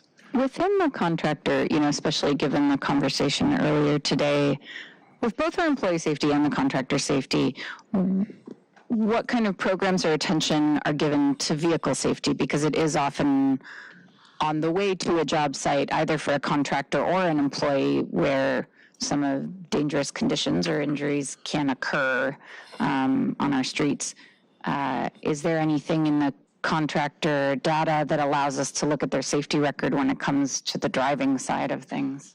Currently, we would look at those if they get encompassed in that total recordable injury rate, that if they're a data point there, if there's an injury that results. Going forward, that's a next step for us in that site tracker data, which we just turned on in the last couple months, and that's going to allow us to have a more granular look into some of the nuances that are in those data points, and also allow us to have a better picture of some of the proactive things that they're doing. But that would allow us to have more insight into those vehicle-related incidents. Yeah, that would be helpful, especially just given that it's in the vehicle side where they're most likely to interact with the public rather than on the job site. In addition to, impacts to our employees, we want to think about safety broadly. So thank you. Yeah, thank you for that. The commissioner raises a great point, and I know with our city attorney here, some of the major or the most common things that is handled is all these traffic accidents where our people run into other people run into us as well. But it is a great harm to the public, to our people, and a great deal of money in having to litigate and pay out. Yeah, that's a good point. That is a significant exposure for us, is vehicle accidents and incidents, and we do review all those and determine if they're preventable or not, and if so, then we kind of look into the causes behind that. Thank you, and I'm glad to hear that will be part of the contractor data as well. Do we have any type of program where if our employee is in an accident and it's determined that it was the fault of the DWP employee, where where they just, not just, oh boy, you shouldn't do that, but really focus back on how it happened and give them some training or require them to do something more than We do, and so yeah, if it's found to be preventable, we can enroll that employee in not naming the contractor, but it's really the industry gold standard of what driving training is, and they would receive that training. There's different levels there of that training. Yes, absolutely, good questions, thank you. Just moving along quickly through this slide, the contractor bulletin, that's very similar to what we're communicating both internally with our own employees around those SIF type injuries, but we're going to do the same thing with our contractors. These are lower frequency, high impact type injuries, and we want to use every opportunity to communicate and learn from them. So that's coming up soon. And the other thing I think speaks somewhat to Commissioner KATZ's question around some more granular data and detail is we're going to start to turn on, instead of looking at that total recordable injury rate holistically for our contractors, we're going to see granular detail around that, and then also how they're performing within different parts of the organization. So if they're really successful in one part, working as a contract for a division, to help duplicate that success in another division. So with that ends the presentation. Yeah, thank you for the opportunity for this 30,000-foot flyover, and it's good to be the bearer of good news around our excellent safety performance. So. It is very and good. we Thank appreciate you. getting good news, Daniel. Thank you very much. Yes. And it's more like a 5,000, not 40, what is it, you said 40? Yeah, Really, the high level. Yeah, I think there was a lot of detail there. Obviously, all these can be more granular, but yeah, thank you again for the opportunity. We really appreciate it. And Ken, like Sharon. would you get the PowerPoint, please, to our staff so it can go to all the commissioners' offices, and I think it's an important thing for them to all have access to. And absolutely. Help spread the word. Yeah, we will do that. Thank you. Thank you. Thank you. Did you have? Yes, at the last board meeting, we talked about a specific contractor, I believe it was on street repaving services, that had safety issue that then resulted in some potential modification to their contract essentially. And so it's important to note that there's real world implications for these contractors having these sorts of underperformance issues. Are you able to speak to a little bit about that past issue and whether that was resolved, given that was a direct safety issue that resulted in contractor modifications? Yeah, and we're talking, about the Pavco contract that was. That's correct. Yeah, Okay. that's the one. Yeah, just from a high level, without getting real granular on that, that was came up in the scorecard, and it was specifically tied to their metrics around that total recordable injury rate that was below what is recognized as the industry standard of what they should be in that specific line of business. And having an alternate contractor that had better performance in that area, it's the division's decision and right to go with that safer contractor, which, as from safety, we appreciate and support that and want to come alongside them. And so that process is essentially in furtherance of the kind of the presentation you gave today. That's the effect of, the process that you've laid out, is those sort of modifications. That's right. So this is a formal process for evaluating the safety performance of all of our contractors. That's right. Great, thank you. Yeah, absolutely. And just to add to that, that particular item, we are going to be bringing back to the board for consideration. We did provide additional information to the board for review, so once the board has a chance to take a look at it, if there's any questions, we'll be happy to answer. But our intent is to put it on a future board meeting for reconsideration. Right, and that kind of attention to detail and integration with this is exactly sort of the reason why you do that. So, yeah, thank you. Thank you. Right. Daniel, thank you very much. Yeah, thank you. Keep up the great work, and I appreciate someone who's in a position where total success actually puts you out of a job. So we're hoping that you're looking for other works in the near future. That's right. Here's to being out of a job. Thank you for that. Thank you. No, thank you very much. Yeah, appreciate it. We'll always take him back to the power system. There you go. All right. Do we have neighborhood councils? No. Okay, so last thing we have is the second management report, which was multifamily retrofits. Yes, we have David Jaco, Executive Director of the Office of Distributed Energy Solutions, to present. Got it. Good to see you, David.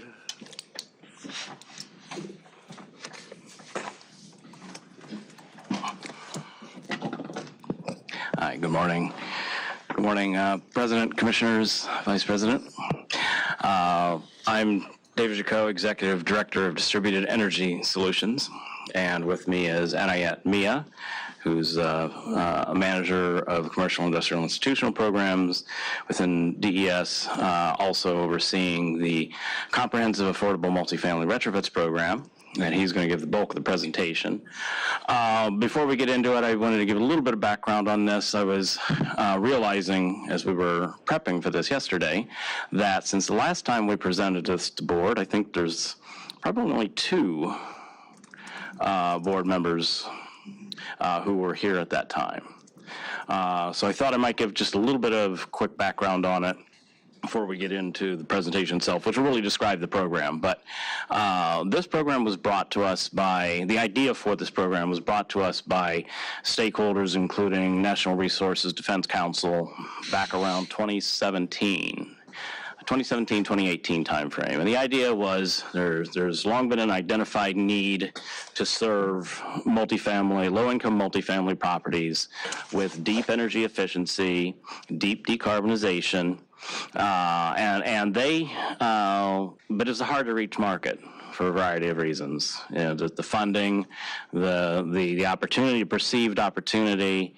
NRDC took it upon themselves to do an in-depth potential study of what that opportunity was, and it came out pretty favorable, actually, identifying 30 to 40% potential energy savings in many cases of the sample that they looked at. So they came to us and got some other, kind of developed a coalition, got support within the mayor's office at the time, and came to us, me, my group, and said, we should really work together to come up with a program to serve this hard-to-reach market segment. And so that's what we did. And we spent several years coming up with the program in earnest into 2019, 2020. Figuring out how we were going to, what the program was going to look like, how we were going to offer it, how we were going to resource it, have a group to support it, have a contractor to support it, and went through quite a bit of setup time and got it launched on May 1st, 2022. So it's been presented to board several times during that period.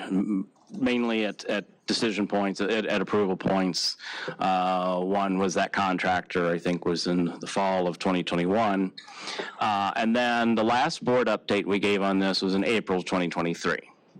So I believe Commissioner KATZ had been on the board at that time, and I believe Commissioner LEHRER was on the board at that time. I'm not sure if Vice President McGraw, if you were on the board at that time yet or not, April 2023.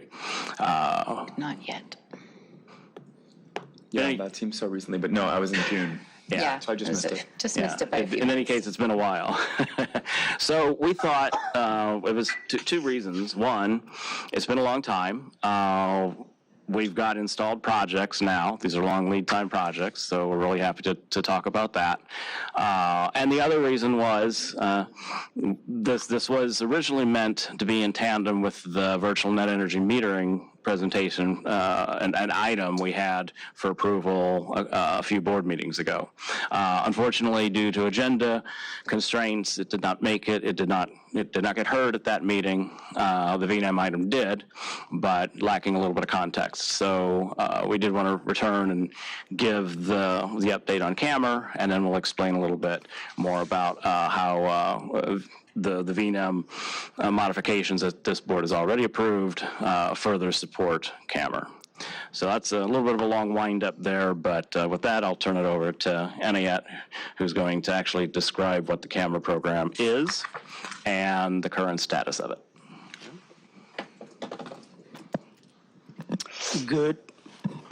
Good morning, board, president, vice president, commissioners.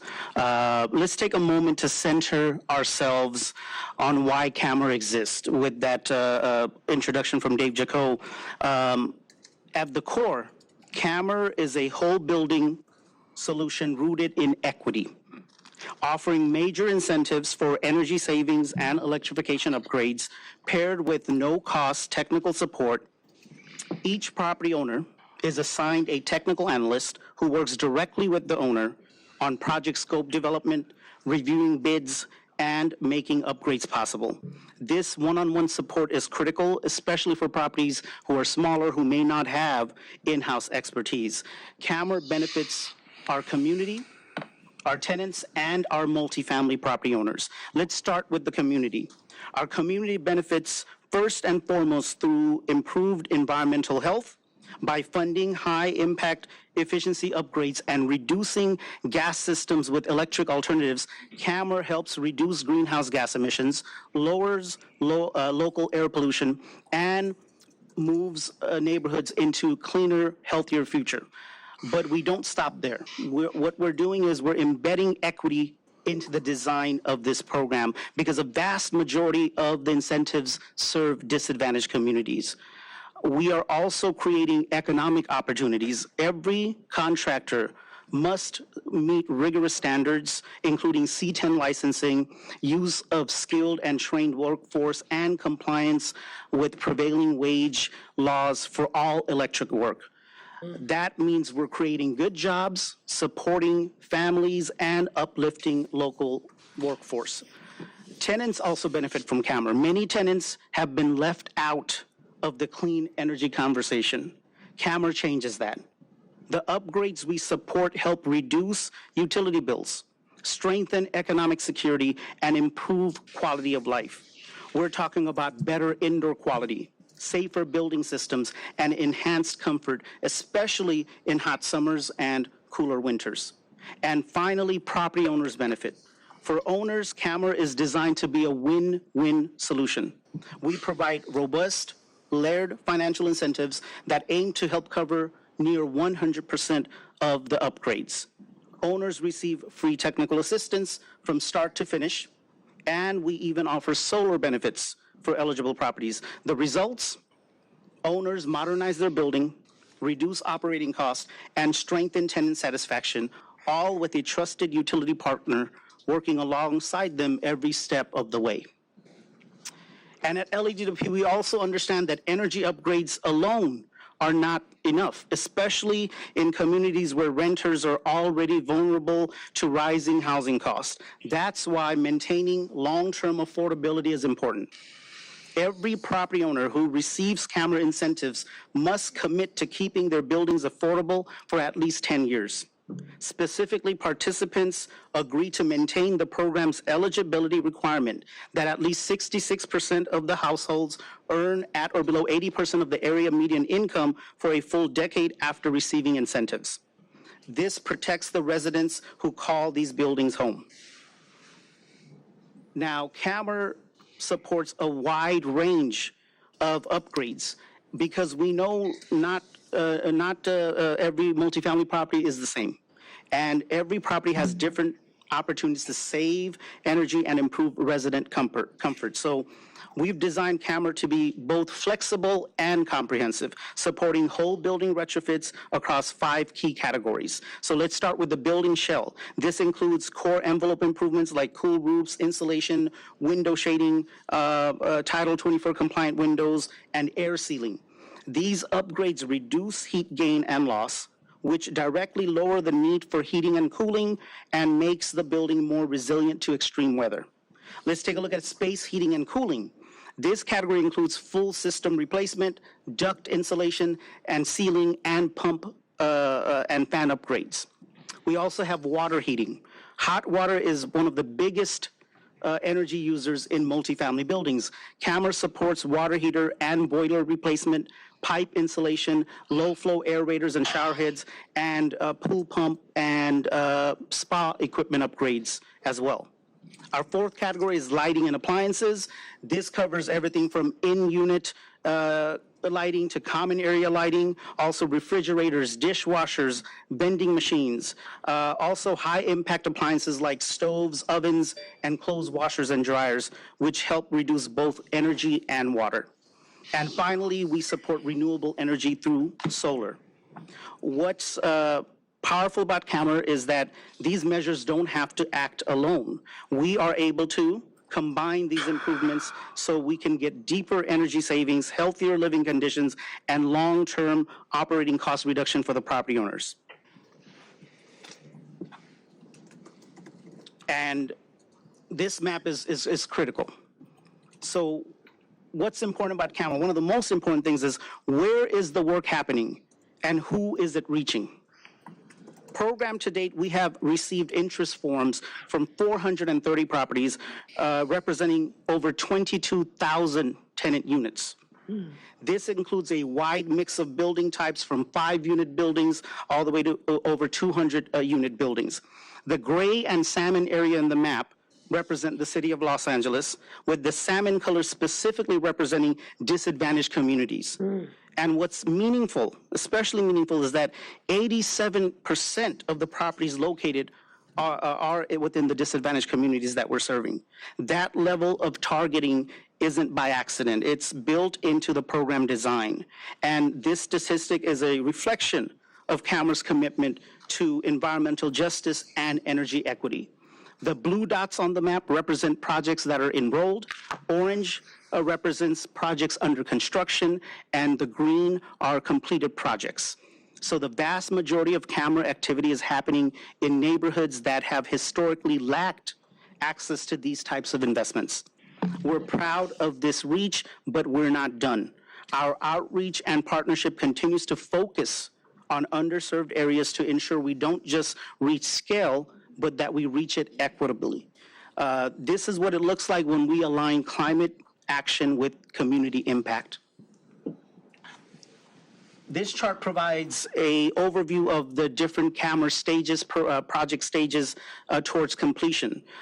Because the nature of multifamily retrofits, projects can span several years from start to finish. Even so, you can see that thousands of tenant units are actively progressing through the CAMR pipeline. Once property owners reach the building assessment report stage, they review the recommendations, they select their retrofit measures that they would like to pursue, they hire their own contractor who performs the work. LADWP then conducts a site verification to ensure that the property installed the measures that they committed to, and following that verification, the property owner receives their incentive check, which completes the CAMR project cycle, and it delivers lasting energy savings for tenants and the community. Can you go This back to table that? Do you mind going back to that chart for just 1 second? Sure. So this is comprehensive as of the beginning of the program in 2022. So can you help us understand like how many folks are falling out at every stage, or how many are sort of active in that program now versus have finished the program? Yeah, I have a few more tables to show that, but what I'll say is folks don't necessarily fall out. What we do is we have them enrolled, and then we introduce them to other programs. If they're not eligible for CAMR, we introduce them to other programs that they may be eligible for. So we track that benefit as well. Okay. We want to be a comprehensive solution and that gateway, that introduction to them. That's very helpful. Thank you. Yeah, and I would also say that folks, indicate interest and they move forward, and then sometimes they get stuck at a particular phase. Sure. And we've seen projects that have moved all the way to construction, and that's great. And then we got a lot of folks, as you can see in the building assessment report, and we go back and say, hey, can we get it? Can we help you move forward? And what's it going to take to pull the trigger? Are you working on financing? We're working on evolving the program to add more resources to it, and we'll get into more of that as we go. So this table provides a list of our completed projects, and what it shows is that we're completing projects across different council districts, building size, and funding scenarios. Let's take a look at a few takeaways here. First, these projects range in size from 40-unit building to 90-unit building, and from about 17,000 square feet to about 83,000 square feet. And this reflects the program's flexibility in accommodating buildings of varying scales. Second, the greenhouse gas emission savings, the GHG savings, are significant, saving from 20 to about 86 metric tons of CO2 avoided, demonstrating meaningful environmental impact. And when it comes to the financials, we see that each project includes a CAMR incentive, and in many cases, we are able to stack on additional funding sources and CAMR Boost Award, bringing total project cost towards 100% cost coverage. And I'll talk about the leveraging as well, which is very unique. Now, this next slide, this next table shows. Can I ask a question? Yes. Estimated GHG savings, what's the units on that? Metric tons. It's metric tons? Metric ton. Okay, great, thanks. Yeah. Are you also tracking kilowatt hours? I know some of the savings may not be electric, but I'm. Yes. Yes. So what we do, we track kWh before electrification measures go into effect. So we require, cameras required to save at least 5% in electrical energy before that project can even move forward. We want to get electrical savings first before you can move forward with all the other. So energy efficiency, then electric. That's right. That's right. Yeah, and that's why the program uses a GHG metric, because otherwise you net out the savings from energy efficiency and the gain from electrification. And when you do it in terms of GHG reduction, you can get, they're both positives. Thank you. But we track all the underlying metrics that add up to it, including water, gallons water saved. Great. If there's water measures. So what's very exciting about this slide is you can see a majority of these projects are expected to achieve 100% cost coverage, meaning full project implementation without financial burden to the property owner or the tenants. This is a critical factor in encouraging participation from small landlords and affordable housing providers who often lack the capital to take on expensive energy retrofit work. So let's go ahead and show you the leverage funds. So sorry, one more question. Yes. On the GHG. That's an annual savings? Every year. So that will be a year over year. That's an annual saving every year, and I'll put that in perspective in one of the slides. What does that mean? What does that GHG, what is the real impact of that? So I have that also. Now, when it comes to leveraging to expand our impact, to expand the impact of CAMR, we've actively leveraged local, state, and federal funding sources, because when we align our goals with broader climate equity investments, we are able to multiply our ability to serve. Let's start with one of the most meaningful collaborations we have, the CAMR Boost. This was made possible through a direct partnership with the Mayor's Office and the Los Angeles City Council, who approved $5 million from the city's Climate Equity Fund specifically to support CAMR. That funding allows us to offer customers up to $250,000 in additional support, helping properties that may not otherwise be able to complete their scope of work. Next, we're leveraging the Tech Clean California program through the state of California.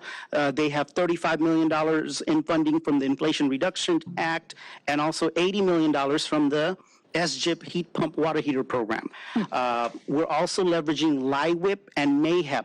LIHWIP is the Low Income Weatherization Program, part of the California Climate Investment Portfolio, and MAHEP is the Multifamily Affordable Housing Electrification Program. This program offers targeted incentives to help low-income properties transition away from gas to efficient electric alternatives. So. And that one's through South Coast AQMD, I believe. That's right. Thank you. And we also have the Aliso Canyon settlement. So this is a major funding source for strategic and equitable decarbonization. Approximately $40 million is earmarked specifically from projects to support building electrification. All of these partnerships demonstrate that CAMR is a platform for coalition building, bringing together municipal, regional, and state-level stakeholders to deliver results for the people who need them the most. And when we layer these incentives, we also save ratepayer funds because we don't have to use our money. DWP funds are used last, and we use other resources first to bring these projects to completion. So this ability to cover projects 100% removes those financial barriers. Yeah, one of the things that's happened with this is because we put so much time getting this together and engaging stakeholders, and it's gotten really such a, frankly, great reputation for, both the way it was created, but also the program that we rolled out, is that these various entities have come across money in different ways. A lot of it's Aliso Canyon settlement money, but they've come across money that they need to spend. And rather than stand up their own program from scratch, everybody knows how tough that is. They said, hey, can we invest it with your program? And they've come to us. And we said, absolutely, because we can layer it in on top of ours, and we can help our customers get to 100% project cost coverage in many cases. And you're seeing that now in those projects that have completed and the projects that we have under construction. Yeah, the leveraging of the other funding sources is really excellent to see. It really helps us multiply, any ratepayer investments, and really exciting to see so many different creative funding sources that are state and otherwise. So, Joe, I'm going to put this to you, and I'm going to be the devil's advocate. If the group that were in the red or pink or whatever color they were in today were sitting here, as they looked at all this, they'd say, well, how come this doesn't help us? How come? They'd be right back on this point. So how would we, if they were here, how would we say, oh, none of this reaches back to that group or a group similar to that group? I think the issue really comes to one where we're promoting efficiency and cost savings for the customer on their side by making investments in ways that can help them save energy, which is part of our overall climate goals, as opposed to how we treat customers who come forward with building improvements that they need to make on their side. And then obviously this isn't even considering the potential legal restraints and constraints that might exist with helping pay for customer improvements on their side of the meter just to receive electric service. So there's a difference between signing up for new service and the improvements you need to make in your building versus the improvements that we've made to reach a goal that's funded by various streams that would support things like decarbonization and electrification. I don't know if you want to jump in, Ben, on that. And I do know the answer. Or not. Now, Ben doesn't want to, but that's why I use this as a devil's advocate, because there's still people listening to this. And there's somebody scratching their head and saying just what I asked. Even though I may know the answer, you may know the answer, but the general public who still might be streaming in is scratching their head, because this is pretty technical for the public. And so the public now hears, oh, everybody's smiling and putting up things and giving away money. What about those people that were here earlier? They don't see the sophistication or the difference. And that is why often LADWP does look like the bad guy or the bad girl, if we want to keep our gender straight. And energy efficiency is essentially an investment in that we don't have to make in fuel. right? So it's through ECAF funding typically for energy efficiency programs, or from grant funds like this to help leverage. I would piggyback on what Commissioner Pinder's saying is that, and I think, Joe, you have some great programs to communicate out, and so the department has too, in terms of engaging the architecture community, the urban design community. I mean, this is really good and important work, and I think they would know. I mean, you know, it sometimes the developers take advantage and they know all this and they just avoid doing it. But, you know, it's about an economic sort of health in terms of not only the receivers of like, you know, if you're being housed, but whoever besides the builders who are actually helping, engineers, architects, urban designers, and, you know, they don't know what if it's not clear that they could be going to, you know, to get a certain kind of permit or get support in some of what you're offering, they won't, you know, they don't know how to get it, right? And and it goes from construction all the way down to site planning. And I just would, you know, I would just say that the level of communication that gets out there, first of all, the presentation is amazing, but I wouldn't be able to present it myself, let's say. I just think it's wonderful, and I just wonder how you could work on some outlets, because the department does have that experience, and it's about letting these other businesses know that this is happening. Yeah, well, this program, we have one of our subcontractors for this program for outreach is CHPC, the California Housing Performance Collaborative, and they work with, they're kind of the industry trade group for affordable housing developers. So it's kind of it's a niche market, but it's fairly large. They have among their membership like Weiss Properties and others, and I don't know if folks like the ones we had this morning are aware of them, but that seems to me a possible touch point for them to engage and possibly learn about more resources that might be available, because that's exactly what they do. They support the affordable housing providers, the developments, the developers that maintain affordable housing, try to keep it affordable, covenant, if it's in that type of arrangement, and advocate for their interests from a number of standpoints, legislatively and others, as well as line up, you know, connect them to programs like this. So what's going on in their particular instance is they may well be a great potential participant in this program, but for the situation that they're not connected. So there's that gap. There's a prerequisite issue there for them to participate in this program. So if we can help them solve the prerequisite issue, they may be the next participant in this program. So we'll look into it. We've collected the information. We did want to reach out to them as to see if they're camera eligible. I just need to find out the details. I don't think we can fix, you know, whatever their situation is through this particular program, but, you know, we'll see what, you know, if they're members of CHPC, what CHPC might be able to help them with. I was only speaking of perception. Yeah. Whether they, you know, this is really quite high-level stuff here. But I'm just talking about perception, because the average person that's listening, all they know is, wow, look how much they're invested here. But what about those people there? That's all I'm talking about, is perception. We know DWP is doing the right thing for them. We brought our power to their door.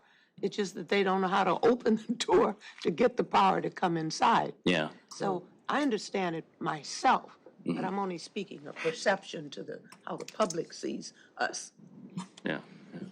I think one thing we could say is that overall, there are ways we can reduce the project costs for affordable housing projects in very significant ways. Yes. There are some costs we can cover and some costs we can't. And so that's just the general message to the public, anybody who's watching, is we've got great ways to help them save on their overall development costs that help make these projects more possible. And we have many successes to show for it, including some of these camera projects in particular that we're showing you today. All right, very good. I'll move quickly. I have 5 examples of completed camera projects. So these are actual projects, real buildings. This is a 90-unit building in Gardena as part of the city of LA. We were able to deliver 100% cost coverage to this building. Let me just clarify that. So it's in Gardena, but it's served by LA. It's one of these little fringe effects we have across on our borders, where sometimes our feeders go under the street, or the side of the street that it's on just happens to be in an adjacent city. There's a lot of those fringe effects because our borders are so convoluted. We have that effect sometimes. So that's Thank you. Thank you for that clarification. So earlier we talked about the greenhouse gas emissions, right? This project delivered 86 metric tons of savings. So what does that mean? Let me translate that. So, and this is an annual saving every year. So to put that in perspective, this is equivalent to taking out 21 cars from the roads every year, removing 12 homes from the grid every year, offsetting the emission of charging over 7 million cell phones every year. And it would require 1,400 trees growing for 10 years to sequester this amount of greenhouse gas emissions. So that's just one project. Now imagine the cumulative impacts as we continue to complete more and more retrofits across LA. The environmental benefits scale quickly, and so does our ability to fight climate change, improve air quality, and create healthier, more resilient communities. So I want to show you a few of the upgrades at this property. So these are heat pump water heaters that were upgraded at this property. So electric technology to help with the climate. We've also got inside tenant units, low flow aerators. We also measure how long it takes for that tenant to receive hot water, because this equipment is more efficient and it should reduce that time. We've also got DWP boots on the ground, conducting site visits to make sure that the measures are indeed installed.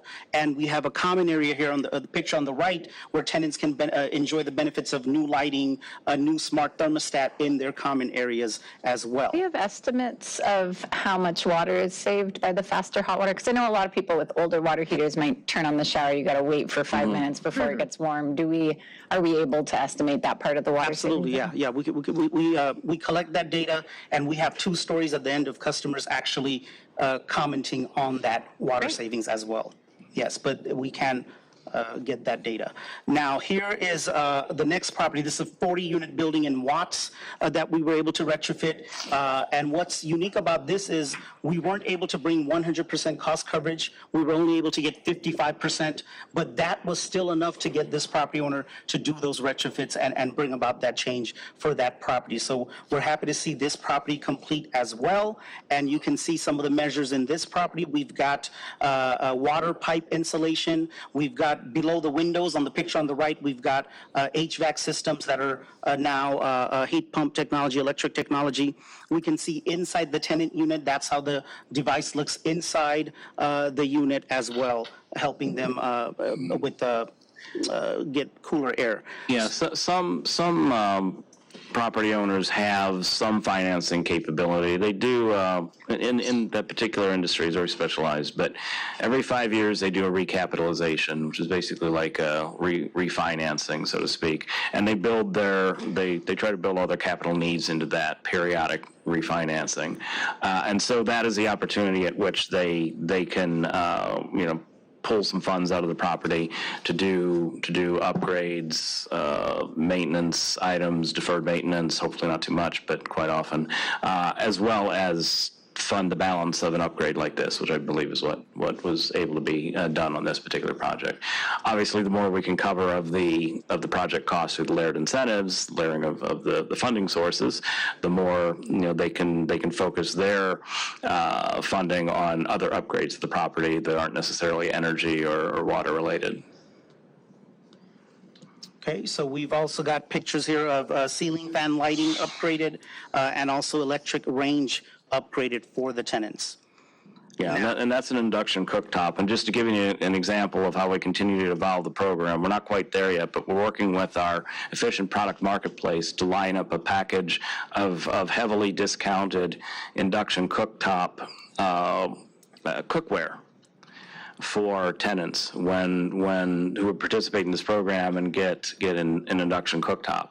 The price of induction compatible cookware has come down dramatically over the years. They used to be $100 a piece for your frying pan, your saucepan, et cetera, et cetera. It's a lot less now, but still, we're trying to get to where we can really source them a nice, comprehensive set of nice induction cookware for the cooktop through the EPM. So it's not there yet, but we're working on it. Just to give an example of how we're layering more and continuously improving the program over time in terms of the comprehensiveness of the offering.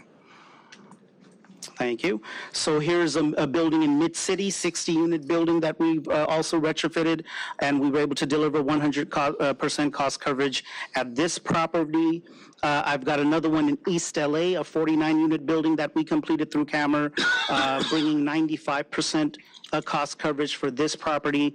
And you can see the additional leverage funding was $1 million, and LADWP funding $456,000, and then $37,000 in boost funding. So when we layer everything and we use other funding first and then DWP funding, we are helping to save ratepayer funds in that way. And then we've got the final example is this building in Sylmar, and we'll talk about this building a second time as well, but this is an 88-unit building, 1971 construction, so older building. We've completed the project here. We're waiting for final invoicing to determine the project cost percentage coverage, but we're looking towards 100% there as well. And we were able to bring refrigerators, windows, and heat pump water heater for this property. So last few items I just want to cover. We did meet with the board for VNEM, and this is the benefits of that CAMR VNEM, the Virtual Net Energy Metering Partnership. We were here on August 12th, and thank you for approving that those changes. So when I want to show you guys what those changes will look like. This partnership expands access to solar energy for underserved customers who previously could not participate, directly aligning with the department's equity strategies. Tenants benefit through lower electricity bills, which improve energy affordability and sustainability. Property owners receive incentives that help offset the solar installation cost, freeing up resources for building maintenance and improvements that enhance tenant living conditions. And then the local community benefits and the economy benefits from job creation in the clean energy sector, including installation, maintenance, and other related services. And finally, by expanding access to renewable energy, we are reducing greenhouse gas emissions, and as we continue to advance towards our goals of LA 100 in an equitable and sustainable way. Let me show you what that building would look like if they were able to add this solar. So this is the project that we've already completed when it comes to CAMR. Now they're considering solar. So if they were to add a 94 kilowatt solar PV system, this property would receive $441,000 in CAMR incentives towards the cost of their solar, which would be about 90% cost coverage for their solar panel. But beyond that upfront incentive, this is why VNEM is so important. VNEM ensures that both property owners and tenants receive the benefit of solar. So on an annual basis, ongoing basis, the property owner would receive 60% of the proceeds from that solar generation, and tenants would receive 40%, 60-40 split. So property owner would receive $13,700 every year, and tenants would receive $9,100 collectively every year. And so that's actual savings helping them pay or cover the cost of their DWP bill through this solar.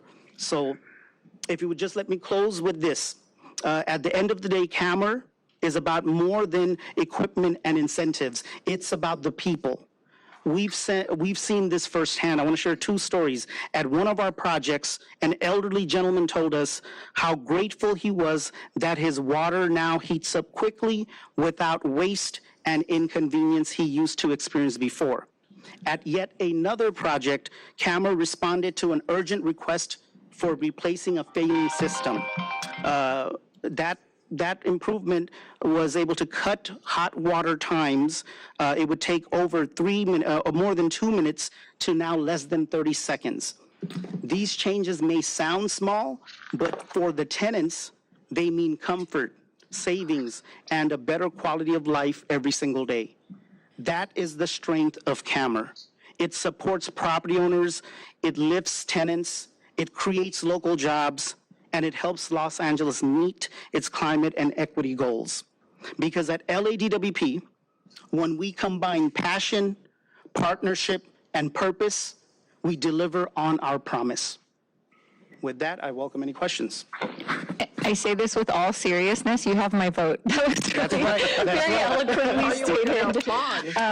No, I think you really said that in such a beautiful way, and this program is so critical. I was here, earlier when the equity strategies was launched, and so to get this update and to really see it working on the ground is really important. It's such a major piece of our just transition to be able to include multifamily housing, to be able to include these tenants. So really appreciate the detailed update and the project examples, and look forward to seeing this program continue. And again, especially pleased to see so much leveraging of outside funds, state funds, and other funds that can help these projects go further and complement the DWP investments. So thank you.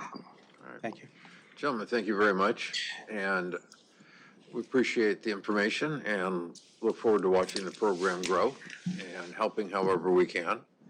And I think the main takeaway from this is that Joe has a lot of work to do in a lot of different areas. And there's a lot of good stuff that we just have to make sure our constituents know about it and how to take advantage of it, which is one of the advantages when we've had the Saturday open houses at our service centers or when we go out to events, because we have DWP employees out there that can help people fill out the forms and, make the paperwork a lot less threatening or, not a lot less confusing.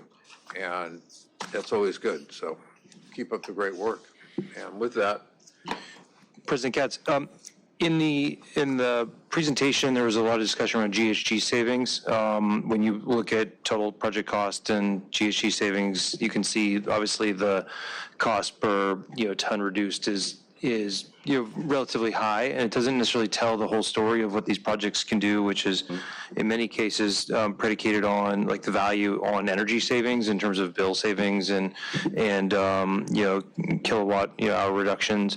I noticed you didn't have that data in any of these projects identified or in total, I think, gallons saved. Is that information available as it relates to the program? Yes, we have a monthly CAMA report generated internally that has a lot more specifics. We track the success of the program on a number of metrics that we'd be happy to share. Great. Energy savings, bill savings, gallon savings, jobs, prevailing wage hours paid. Are you able to track, even though it's not us, a lot of these electrification projects result in gas bill savings? Yes. It's not our billing system, but are we able to capture what that is? So we have a workbook. Before any project moves forward, we have to make sure what are the billing impacts of this customer. And we don't want to have major billing impacts in a negative direction. So we take into consideration when they switch from a gas equipment to electric equipment, their gas bill might go to zero or near zero. And then their electric consumption may go up. That's where the solar component comes in to help them bring that back down. So that's how we've tried to design it. And the efficiency component, that's why there's a minimum efficiency component as well. It's not just purely an electrification program. But yeah, absolutely. Yeah, there's a good 10 metrics that are included in the program tracking. We'd be happy to share that. Thank you. Yeah, I'd love to see that. For a deeper dive we can do. Yeah. Thank you. gentlemen, thank you very much. And commissioners, thank you for hanging in there for all the presentations. I think it was worth it, and Definitely. we are adjourned. And Thank you. We appreciate your time. Thank you very much. Thank you, guys. no closed session? No closed session today.